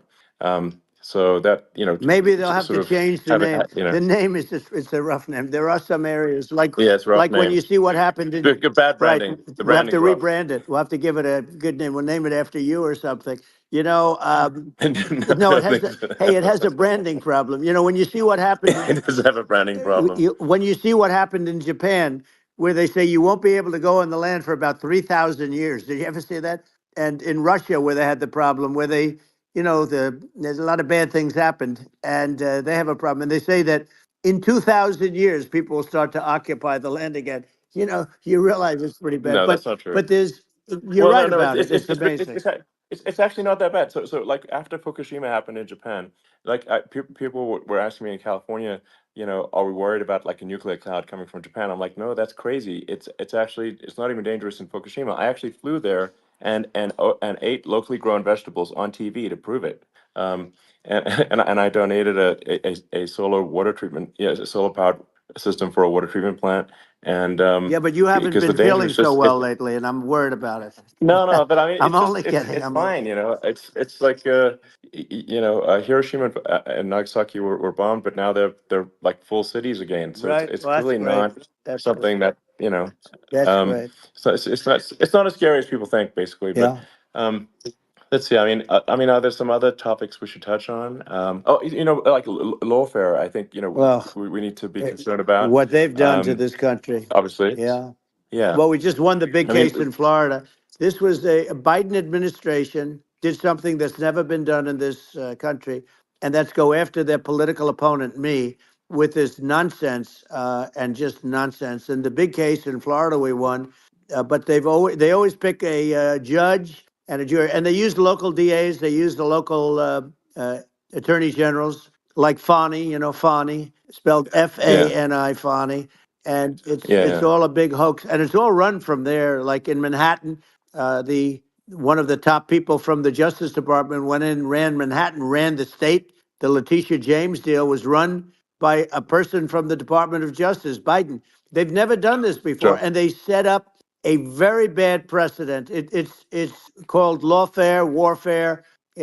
yeah, It's a terrible thing, and never happened in our country. It does happen in banana republics and third world countries, but it's never yeah, happened. And the incredible thing is, it actually drove my numbers up because people see, fortunately, I have a platform like you, or, in all fairness, like a conversation like this, where I can talk about it and people understand. I mean, you fight for election integrity and you end up getting indicted because you're fighting for election integrity. And when the day comes that you can't fight for election integrity, you don't have a country anymore. So what happens? What yeah, happens is they went after their political opponent, me. Now Biden's, close to vegetable stage, in my opinion. Okay, I looked at him today on the beach, and I said, why would anybody allow him? The guy could barely walk. Why would anybody allow him? Does yeah, he have a political advisor that thinks this looks good? He thinks this looks good because it looks so bad. and it's ridiculous. I mean, and he's been doing Right, that right. for a long time. You know, he can't lift the chair. The chair weighs about 3 ounces. It's meant for children and old people to lift, and he can't Yeah. lift it. The whole thing is Well, crazy. he's clearly not, I mean, he's clearly like we just don't have a president right You now. don't That's have a just obviously the president, and case. she's going to be worse than him Um, because she is a San Francisco liberal who destroyed San Francisco, and then as Attorney General, she destroyed California. You talk about location, and we're talking about the sun and the water and all. There's nothing better than California. She has destroyed that. She was the original DA. She was the original in San Francisco. She was the original Attorney General in California. What she has done to California is, well, you know better than I do. You just left California for a lot of those reasons. And what she's done with crime, with cashless bail, where you kill somebody. I mean, we have states there you kill somebody and they let you out right away. I mean, you don't have to even put up, and then they never find the people unless they kill again, and then they let them out again. Our yeah, country is becoming a very dangerous place. And she is a radical left San Francisco liberal. And now she's trying to protect. Now she's looking like she wants to be more Trump than Trump, if that's possible. I don't think it's possible, but she wants to be more Trump than well, Trump. yeah, I want a wall. I I want, think that's, you know, she yeah, wants to release all the yeah, prisoners that are in detention, and some of these guys are really bad. right. That just came Yeah, I out just saw today. that. She wants. She Yeah, doesn't want to build the wall, even though the walls work. Walls and wheels. You know, in your business, everything you do is obsolete. Almost, well, not the tunnels, but everything is obsolete. Even your rocket ships. They're like a month later, they're obsolete. You find a better way to. The only thing that's not obsolete is a wall and a wheel. And the wall, you know, I built hundreds of miles of wall, and that's why we had such good numbers. I was going to add yeah, 200 miles. We bought it. We could have flipped it up in 3 weeks, and they sold it for 5 cents on the dollar. That meant I said, "Wow, that means that they actually do want to have open borders." She wants to have open borders, and now she's going like she's tough on the border. It's such a lie. yeah. This is simply not true. Yeah, This is simply no, not and true. everybody Yeah, knows it's it's simply not not true. true. It's a disgrace that she can Yeah. say it. No, I mean, obviously, what's happening sort of overnight is they're rewriting history and making Kamala sound like a moderate when in fact she is far left, like far, far Worse left. than Bernie Um, Sanders. She is considered more yeah, liberal by far than Bernie Sanders. She's a radical left lunatic. And if she's going to be our president, very quickly, you're not going to have a country anymore. And she'll go back to all of yeah, the things that she believes in. She believes in defunding the police. She believes in no fracking, zero. You don't. Now all of a yeah, sudden yeah, she's yeah. saying, "No, I will. I really want to see fracking." If they got in, the day she got in, she'll end fracking. And by the way, if people didn't think that, the lunatics that really believe in that, uh, they won't vote for her. You know, like like the Yeah. Palestinians and Israel. She is so anti-Israel, and she's bad for both. Biden actually did something that was impossible. Both sides hate him. You know, both sides. That was a hard Yeah. thing to do. Unification. Yeah, no, no. I mean, Netanyahu came to give a talk to a joint Senate and House sitting, and I was there, and Kamala stood him up. What does that say? I think Um, it's highly that's disrespectful. And I say, if you're a Jewish person or if you believe in Israel, if you're a person that, you know, is a very pro Israel, if you vote for her, it's worse than Biden. And Biden was bad. But if you vote for her, you ought to have your head examined. And you see tonight, I mean, as we're doing this, I'm seeing reports coming that they expect an attack tonight or tomorrow from hundreds and maybe thousands of rockets. You know, their Iron Dome, as they call it, as we all call it, but their shield that they build, that can be swamped. We'll use the term that's yeah, appropriate, swamped. But they yeah, swamp it by shooting enough missiles. You know this better than anybody. By shooting enough missiles, so, they can't defend themselves. You know, they just obliterate the whole yeah, place. And that's what some people think they're looking to do. And we have no leadership. There's no respect for the United States of America with these people. And I'm telling you, yeah, she'll be worse than him because she's a believer yeah. No, in I being think you're right. radical left, and he wasn't. I think you're right. I mean, it really it's important for the public that may be listening to this to look at Kamala's track record, before the last like month, and say, is that a track record you agree with? And I think if you're an independent moderate, you definitely would not agree with it. because it is her behavior has been far left, and we're seeing just an overnight propaganda attempt to rewrite history and make it sound like Kamala is moderate when she in fact is not moderate. Well, So I her think running that mate approved, signed into legislation, tampons in boys' bathrooms. Okay, now yeah, that's yeah, all I that's have to weird. hear.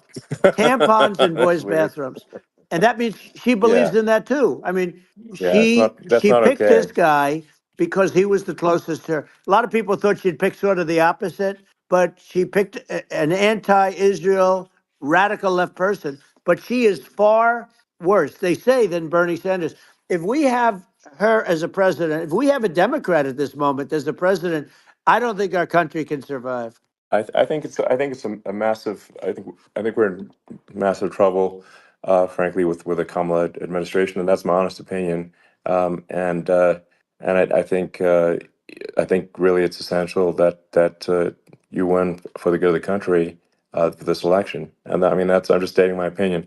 Um, Now you know you may have seen this, but I got a letter from the EU Commission, like saying, to not have disinformation on the during this discussion that we're having, and there's a lot of attempts to do censorship and to force censorship even on Americans from other countries, and what do you think about that? Well, I know the European Union very well. They take great advantage of the United States in trade, as you know. We, through a different forum, NATO, we protect them. And yet, if you build a car in the United States, you can't sell it in Europe. You just can't sell it. It's impossible. The same thing with our farmers. Our farmers find it very difficult to do business. You know, we have a deficit with them of $250 billion, which people don't know. It sounds so nice, the European Union, but let me tell you, they're not as tough as China, but they're bad. And I let them know it, and that's probably why they notified you. No, they don't treat our country well. We defend them. You know, with Ukraine. So we're in for 250 billion, and they're in for about 71 billion, and they have the same size. It's if you add up the European nations that in terms of an economy, it's about the same size. When you say as us, and they're in, Yeah, and they're in much greater risk. They're right there. We have an ocean separating us from, in this case, the enemy would be Russia. Used to be for the yeah, Soviet Union, but let's assume they're close enough. And what happens is they're in for 70 something million. I think even less than that, billion, and we're in for about 250 billion, and it could be a lot higher than that. And I say, why aren't you going to equalize? Why aren't they paying what we're paying? And they're in much more, it's much more important for them because of the fact that, they're right near there. I mean, they're all sort of in that location. We're not. But yeah, they should, and I did it with NATO. There were only 7 countries that were paid up in NATO out of 28 at the time. And the United States yeah, was the United States was subsidizing NATO, tremendously subsidizing NATO. And I said, I went yeah, in and I said, you yeah, got to pay up. If you don't pay up, we're not going to defend you any longer. I took a lot of heat, but you know what happened? Billions and billions of dollars came flowing in, and yeah. I think a lot of the public isn't aware of the fact that the United States pays a disproportionate share of the NATO expenses, and then we get even though taken advantage of on trade. So think yeah, about it. well, I mean, the point of NATO is defending Europe, and it's it's like, then okay, well, why is the United States paying disproportionately more to defend Europe than Europe? That doesn't make sense. That's unfair, and that is an appropriate thing to address. Well, when you talk about So cost cutting and savings and everything else, I mean, honestly, look, there's nobody that feels worse about the Ukraine situation than I do because I know it would have never happened. I know Zelensky. He was very honorable to me because when they went with the Russia hoax and they said I had a phone call with him, he said it was a perfect phone call. It was a great phone call. He could have grandstanded and said, "Oh, he was very threatening." He said, "No, it was a very nice phone call." I called him up to congratulate him on his win, and you end up getting impeached because these people are yeah, yeah, lunatics. I was talking about the difference from the people within and the enemies on the outside. In many cases, the people from within are more dangerous for our country than the Russias and the Chinas. If you have a smart president, you're not going to have a problem with them. You're going to do things. yeah, Now they've taken advantage yeah, of us absolutely. incredibly, but you're going to do things with the right person. Yeah, well, I think it's obvious that you're a believer and an advocate of free speech, because during your first term as president, you were attacked relentlessly every day, often very unfairly, with with false attacks, and you didn't try to shut down the media. You didn't try to uh, inhibit their freedom of speech, and I think that says a lot. Well, the good thing is that you and I have, and some people, very few, we can get the word out. Although sometimes it's hard because they don't want to print it. Like we're having a great conversation right now. Kamala wouldn't have this conversation. She can't because she's not No. smart. She's not a smart person, by the way. She can't have this conversation. And Biden, we don't even have to talk about it. I mean, he couldn't have this conversation. He would have given up on the first half of a question. He would have walked out. He would have said, "Where am I? Where am I going?" So anyway, but Yeah, no, he wouldn't have this. that's true. Not a lot of people would have this conversation, but we cover a lot of territory. But the beauty is that we can have a conversation, and Yes, you I'm can actually able have a to get it out conversation. without because I I get think treated this is a unfairly this by is a the really press. big point. You can actually have a conversation with you, Yeah, it's nice, isn't it? and you can't have a conversation with Biden or Kamala. It's like not it's not possible. That's true. Um, It's so this is like talking to an NPC. no. So it's just Well, impossible. but think of it. We need a man or person who's unbelievably sharp in order to stop all the nuclear danger and all the dangers that I'm talking about. And I got along with all these. I got along with Kim Jong Un. We had dinner. We had everything, and he really liked me, and I got along with him really well. By the way, he's the absolute boss over there. A lot of people said, "Oh, do you think he really?" That's for Let me sure. tell you, I saw things that you don't want to know about. He is the boss. But we had a good relationship, and he doesn't like Biden. He considers him a stupid man. He said he's a stupid man. Well, at least he speaks his mind. But in this country, you're not sort of allowed to say it, but I guess you are. You should be allowed to say it if Yeah, it's true. But we need smart people, and we need people that have an ability to lead. And she doesn't have that ability. Can you imagine? Now, yeah. Chairman Xi very well. Can you imagine her and him negotiating or No, it's even silly. It would be standing silly. together? It is the whole Yeah, concept is ridiculous. She is terrible. She's terrible. But she's getting a free ride. I it saw a would. picture of her Yeah, yeah, on Time magazine today. She looks like the most beautiful actress ever to live. It was a drawing, and actually, yeah, she looked very much like our great first lady, Melania. She yeah. didn't look. Yeah. She didn't look like Camilla. That's right. But of course, she's a beautiful woman. So we'll leave it at that, right? Yeah, well, maybe like I think part of what people in America want to, people in America want to feel excited and inspired about the future. They want to feel like the It's future is true. going to be better than the past, and that America is going to do things that are greater than we've done in the past, That's reach right. new heights that make you proud to be an American, and excited about the future. Um, They want the I American think dream just back. They want the American dream back. More important than anything else. It's like you don't have that today because the people they've been just sucked. They see incompetent people running our. You know, the Biden thing is very interesting. People just found him to be incompetent. And when I debated him, I was like, "Is this for real?" It was Yeah, it was just absurd. But I think there are, like, some grand projects that we could do. I mean, I think, like, we could build a base on the moon. We could send American astronauts to Mars. We right. could build high speed Yep. connections that are more advanced than anything else in the world between our cities, so people have fast transport. Um, it's possible to solve traffic with tunnels. That's right. We already made great progress in Vegas doing that, and and just do things that are exciting and inspiring and make the future feel like it's better than the past. Well, I saw And what you did in Vegas, and I'll tell you, it was amazing. I got to see. I took a big glimpse at it, and it's incredible. It's incredible, and you could do that all over. You could do that all over. It's deep. yeah, You and don't that's even need much structure.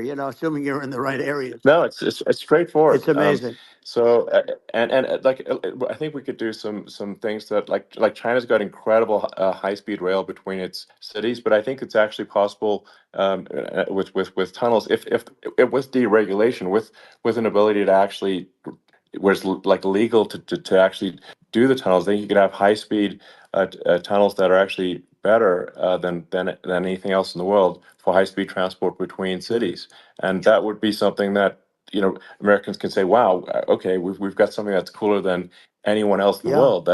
that's the kind of thing that makes you proud to be an and American. much safer than surface trains where there is a danger there, with people, with crazy Yeah, people. It's much safer, much better.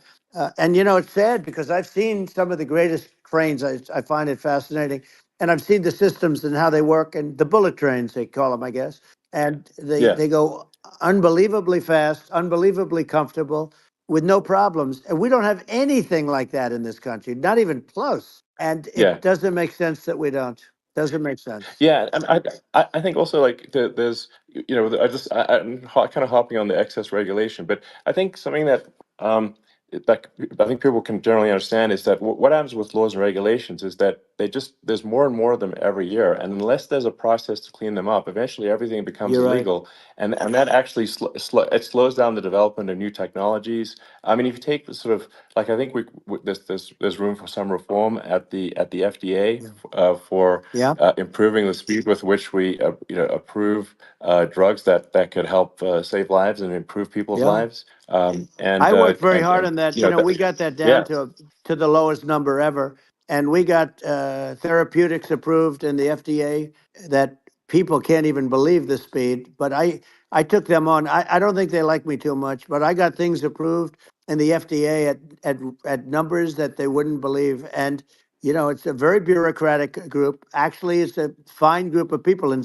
many cases. I got to know a lot of them, but I was pushing them really hard for Regenerons, for so many different things that were really pretty amazing. But the FDA takes too long. It's 12 years to get a product approved. I got it down to 4, and I yeah. got some things done very quickly. But it's really something that is going to have to be worked on because it takes too long. Just takes too long. Yeah, it just takes too long, and you end up in the same with the approval, but it's just it takes years instead of something that I think could potentially take Yeah, months, that improves people's lives. And I yeah, think and but I just wanted to sort of hop on this point that like there has to be an active process for reducing rules and regulations, because otherwise they just keep building up every year, and yep, you get like hardening of the arteries, and eventually everything's illegal or takes forever, and then we just ossify as a society. We can't make any yeah. progress, and that's it's a really big Well, deal. Elon, just So getting back to the FDA for 1 second, I got something done called Right to Try. This is where you can go in, and if you're terminally ill, you can use a space age, medicine or whatever it may be. We have the best doctors, the best labs in the world. We really do. And but people would go to other countries because you couldn't use the product, even if they thought it worked, because it's going through the FDA. I got it approved yeah, where you can yeah, you basically you look, nobody wanted, the doctors didn't want it because of the liability, the country didn't want it, our country, because they didn't want to get sued. These are people terminally ill. The insurance companies didn't want it, and the pharmaceutical companies, nobody wanted it. I got everybody into a room, and we came up with an agreement that you won't get sued. And also, they didn't want it on their record. If somebody's terminally ill and they die after taking a drug, they didn't want that on their record. So we set a separate list. If somebody was, so it wouldn't count as a negative. yeah, Okay.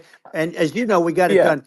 We have saved, Right to Try. They've been trying to get this done for 58 yeah. years. And it sounds simple, but it wasn't because of, I mean, the insurance companies, nobody wanted it, but we got it done. Sure. Somebody signs, you sign a document that you're not going to sue the insurance companies, the country, you're not going to sue anybody. And we got it done. And we're saving tens of thousands of lives. Right to Try. Hopefully you never need it. But if you Yeah. do, you don't have to travel to Asia. People, Right. if they had money, they go to Yeah. Asia, they go Sure. to Europe. If they don't have money, they go home and die. That's what happened. They'd go home and Yeah. die. Well, I mean, and actually, to give Europe some props here, it's like if a drug is approved in Europe, which has a crazy amount of regulations, it should obviously be approved in the U.S. Yeah. I mean, they get more regulations than we do. So why would a drug be approved in Europe and not in the U.S.? That's crazy. Well, we did it. We did Um, something that really, they've been trying to do it for 50 years, and they just couldn't get it done. And I got it done, and it's really something. But you're right. Some people go to Europe because a drug isn't approved here, but it's approved in Europe, and it's a drug that, generally speaking, would yeah, work. It's pretty crazy. You're absolutely. right. And I think so long as people are properly informed of the pros and cons, and like these are the risks, these are the risk, and like you make your own decision. Yeah. That makes sense. Well, I think just, So in sort of closing up, and by the way, I'm looking at the numbers. You got a lot of people listening. I hope you don't get yeah. nervous because you got a lot of people listening to you right now, like 60 million or something. What is that number? It's crazy. It's amazing how you can see that right away. How many? What is the number? Wow. What is it? Well, Wow. I think in Wow, terms of that's a people that's a that big that's bigger than you said. You said 25 and you're much more than double that number, 25 million. I think you're going to be 60 or 70. And I guess over a period of time, hey, I congratulate you. Do I get paid for this or not? well, I think actually in terms of the number of people that will hear this conversation over the next few days to Right. weeks, it's going to be hundreds of That's what they millions. say. Yeah, that's good. Well, look, it's an Yeah, honor. Yeah, I just asked this: are you better off now, or were you better off when I was president? Nobody's better off now. People, we put out polls on that, and nobody's better off now. Inflation has killed it, and they also feel very unsafe. You look at what's going on with a lot of different things. You look at the riots we had at the yeah, colleges over. I mean, it's ridiculous, but right. all of the riots, they just feel unsafe. And now they really feel unsafe because you have a new form of crime. It's called migrant crime. I call it Biden Well, migrant yeah. crime. Maybe I'll call it Well, Kamala migrant crime. But I mean, with all these things, I always try to get to the ground truth by just asking people. And my mom lives in New York, and I was like, Mom, do you know have you any of your friends been attacked or assaulted? And she said, yeah, three of her friends in three it's separate crazy. incidents were assaulted just in recent months, just walking around the streets in New York.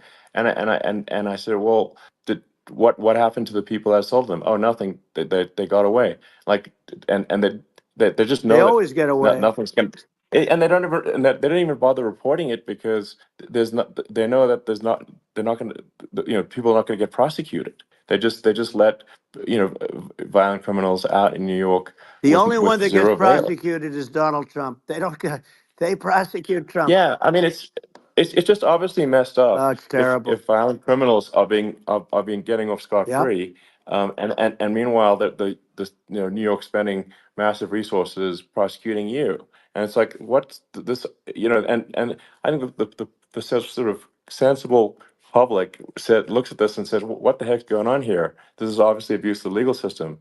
Um, the legal system is supposed to be protecting the That's right. public from violent criminals, and it should be obviously allowing the public to make their own decision about who should be president, as opposed to some legal case. Once they start this precedent, because this can go on with the next one. I mean, this is a very bad precedent what they're doing in terms of going after their political opponent, and that's all it is. It's going after their political opponent, Yeah, and then you get a judge who's a strong Democrat, and I'm being nice when I say that. In many cases, crooked as hell.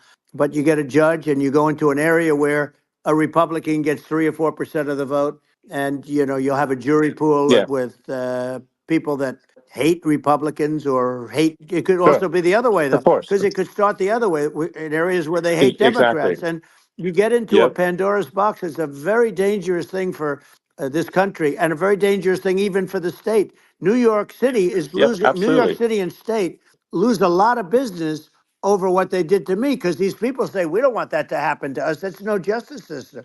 You have an unfair system of Yes, justice, and it's costing New York State a tremendous amount of money. People are leaving and companies are leaving and they won't come back. So, all of that stuff is important. But the economy now is the big thing, and we can turn that economy up so fast and people are going to be back again. We're going to get rid of yeah, inflation. I think there's a lot of Right. opportunity, absolutely. Absolutely. So And I just I want think to I I want to think congratulate you. You've done an amazing job. You have definitely got a fertile mind. We can talk. You and I can talk about well, rockets see, and it's kind of you to say thank you. tunnels. We can talk about tunnels and rockets and electric cars. So many things. And now you're into the AI, and that's going to be another beauty, I'll say. So Yeah. it's an amazing thing you've done, Elon. It's an amazing thing, and I Well, congratulate you. I mean, thank you. And well, I mean, I just say here, here's to an exciting, inspiring future that people can look forward to and be optimistic and excited about what happens next. And that's the kind of future that I think you will bring as president, and that's why I endorse you. Well, I appreciate that. That endorsement meant a lot to me. Not all endorsements mean that much, to be honest. Your endorsement meant a lot. And we have a phrase, "Make America Great Again." It's pretty simple, but it really says that we want to make America great again, and we can do it. We can do it now. But if we were going to suffer another 4 years like we've suffered for the last 4 years, I'm not sure the country can ever come back. That's how bad it is. It's so bad. We have to do a I lot of think that's a things. very real Yeah, risk. it's a big That's a risk. very real risk. Yeah, And it's, I'd just like to note to people listening, like I've not been very political before, and if you look at my record, I've actually been. I'm not like some they try to paint me as like a far right guy, which is absurd because I'm like making electric vehicles and solar and batteries, helping with the environment, and and I actually I supported Obama. I stood in line for 6 hours to shake Obama's hand when he was running for president, and so it's not like I'm like some sort of dyed in the wool long term Republican. I'd call myself, uh, historically a moderate Democrat, and but now I feel like we're really at a critical juncture for the country, and. I think a lot of people thought, the Biden administration would be a moderate administration, but it's not. And obviously, we're just going to see an even further left uh, administration with Kamala. That's my honest opinion. I mean, her dad is literally. I mean, she was brought up as an actual. Her dad is a Marxist economist. You can Google it. I mean, it's not a.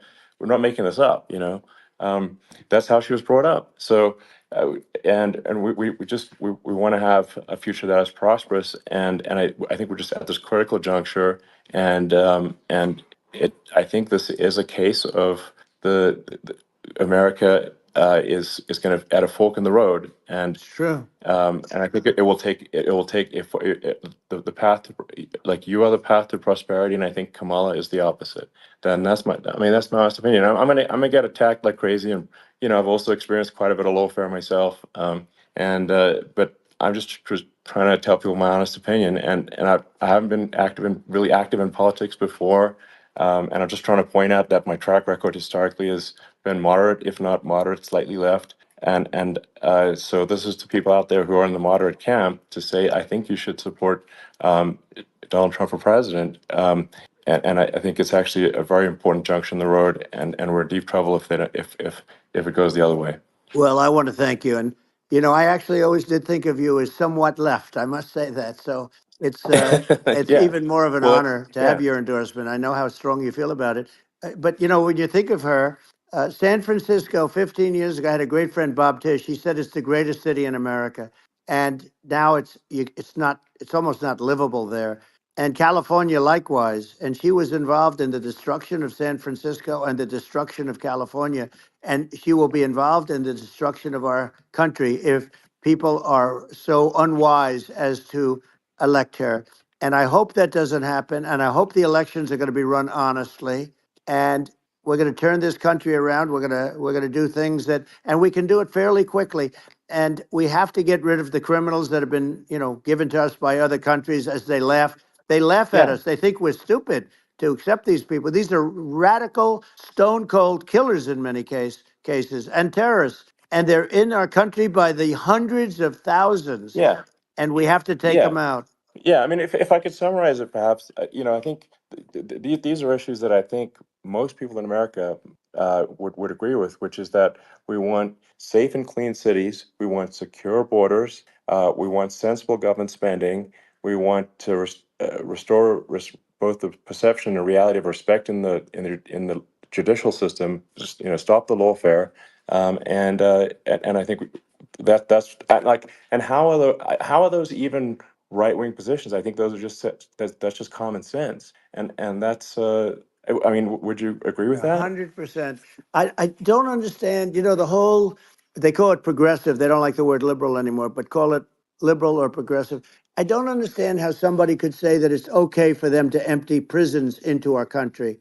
And again, I told you their Yeah, crime rates definitely all not over the world okay. are going way down, which makes sense. In fact, the next time what we'll do is if something happens with this election, which would be a horror show, we'll meet the next time in Venezuela because it'll be a far safer place to meet than our country. Okay. So you and I will go and we'll have a meeting and dinner in Venezuela because that's what's happening. Their crime rate's coming down and our crime rate's going through the roof. And it's so simple. And you haven't seen anything yet because these people have come into our country and they're just getting acclimated, and they don't know about being politically correct law enforcement or lack of law enforcement. And our police, I have to just end with this. We have great police, we have great law enforcement, but they're not allowed to do their job. They have to be able to do their Yeah. job without being destroyed. Well, absolutely, and it's obviously demoralizing if you're a police officer risking your life to to arrest violent criminals who could kill you and do kill you sometimes, and then you arrest the violent criminal, and then the DA doesn't prosecute and that's let the guy out. Right. Well, then like why should a police officer risk their life to arrest a violent felon Well, even worse, if Elon, nothing's going to happen? even worse, they prosecute the police officer.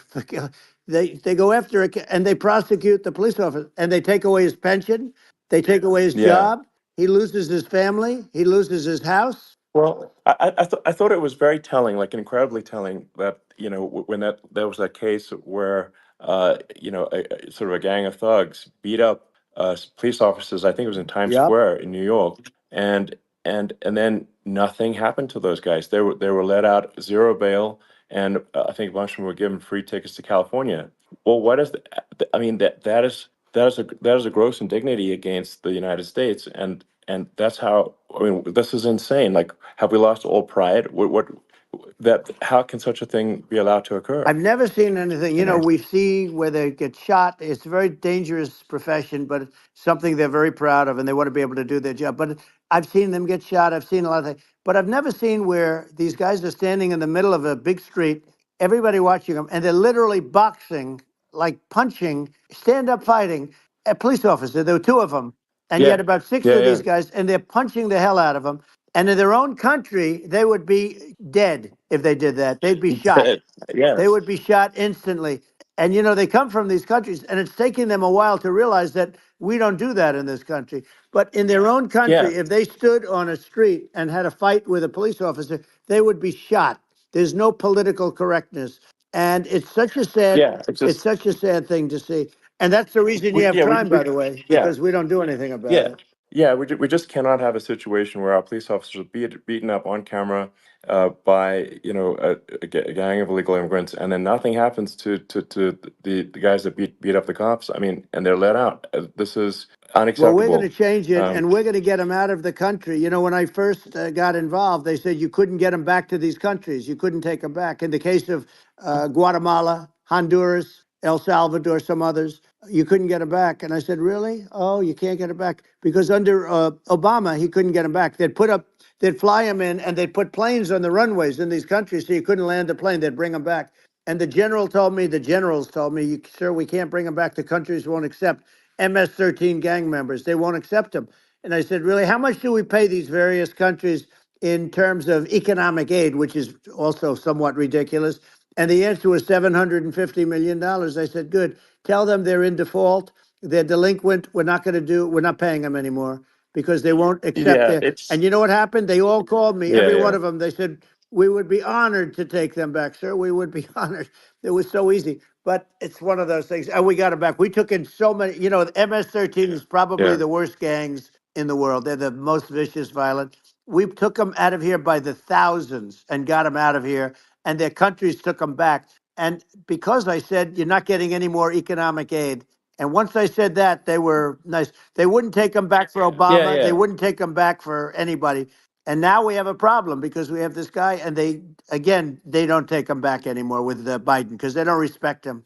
Yeah, yeah. It's just gotta be done. We just can't have whether they're citizens or not citizens. We can't have, because they won't prosecute citizens either. Not just illegals. So that if it's you can't have violent repeat violent offenders that are not that don't get That's incarcerated, right. because they will obviously, by definition, continue to hurt people. And I think where part of this comes from is that there's and I do sort of consider myself liberal in some ways. I mean, it's just that you want to have empathy for Right. people. Obviously, you want to have empathy for people. I totally agree with that. You want to have empathy, but you also have to have empathy for the victims of the criminals. And if you just have empathy for the criminals, it's actually shallow empathy. It's not real. You're not thinking. You have one layer deep empathy. You got to say, like, what if you don't incarcerate this person? Who are they going to uh, hurt? Who are they might kill someone. They might rape someone. If you don't incarcerate them, you have to have empathy for the victims. And there's a lack of empathy for the victims of the criminals, and too much empathy for the criminals. It doesn't make sense. That's why you want to have deep empathy for society as a whole, not shallow empathy for That's right. criminals. And we have to give our police officers the dignity and the respect that they deserve. And we have to let them do their job. They can do a great job, but we have to let them do their job. And if we don't do that, it's going to all disappear. There's never been a society like this where you're allowed to do anything you want and nothing happens. And I'm talking about violent crime. And it's going to get more violent because these are really, really violent people. And we're going to get them out of our country, and we're going to get them back to where, because they were sent here by the presidents and by the various people that run those countries. And I know every one of those guys. And they're smart people, and they're streetwise people. And they really think that the USA is stupid. They think we're run by stupid people, and they happen to be right. But when I was there, we had no problem. We got them out. We took out thousands of MS-13 gang members. We brought them back. And now, again, it's the same old story. We don't do it. And they actually gave them a big increase in aid. They raised it up to billions of dollars, and they get nothing for it. So, it's I hope everybody's going to vote for Trump, and we're going to get this country straight. And Yeah. I didn't need this. I, I'm like you. I didn't need this. I had a very nice yeah. life. I didn't need to go Yeah. through Yeah. court systems and go through all the other stuff and run at the Sure. same time. I have to run. I have to go through fake trials with, in some cases, corrupt judges, totally corrupt judges. I didn't need it. I had a nice life.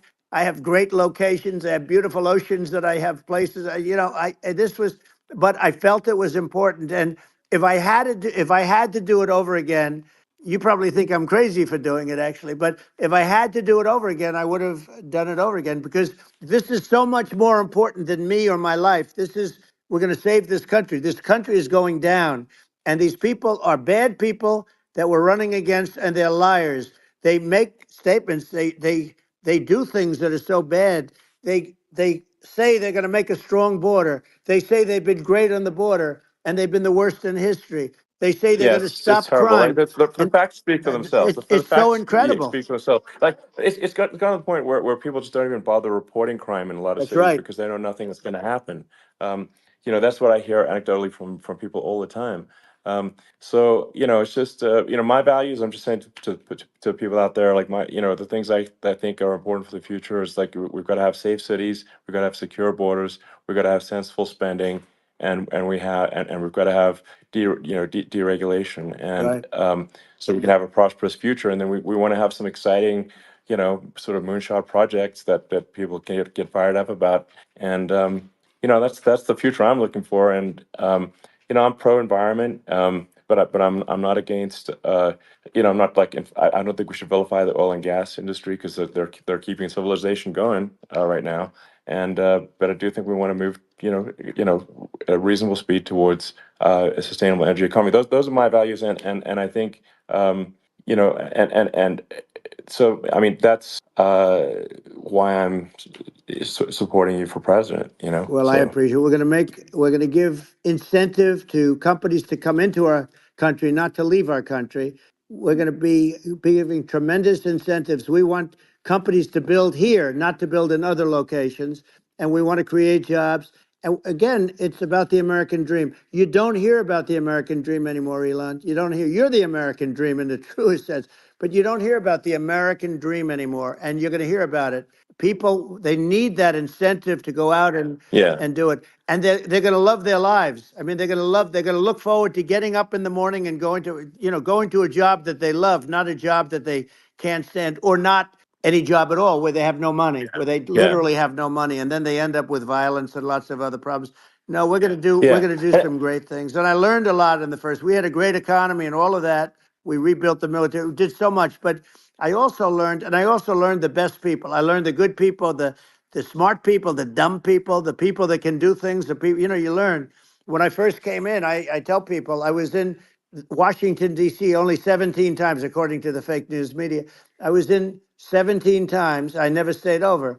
And you don't know people. You rely on other people to give you names, and then you realize the people you relied on weren't so good. Now we had great people, but we also had some where I wouldn't have, used them had I known. Now I Yeah. know everybody, and I think we're going to really turn things around fast. We have no choice, otherwise we're not going to have a country. And I really appreciate this. Has been, to me, it's been a lot of fun being with you. You're an amazing guy. You've done an incredible job and a great inspiration to people.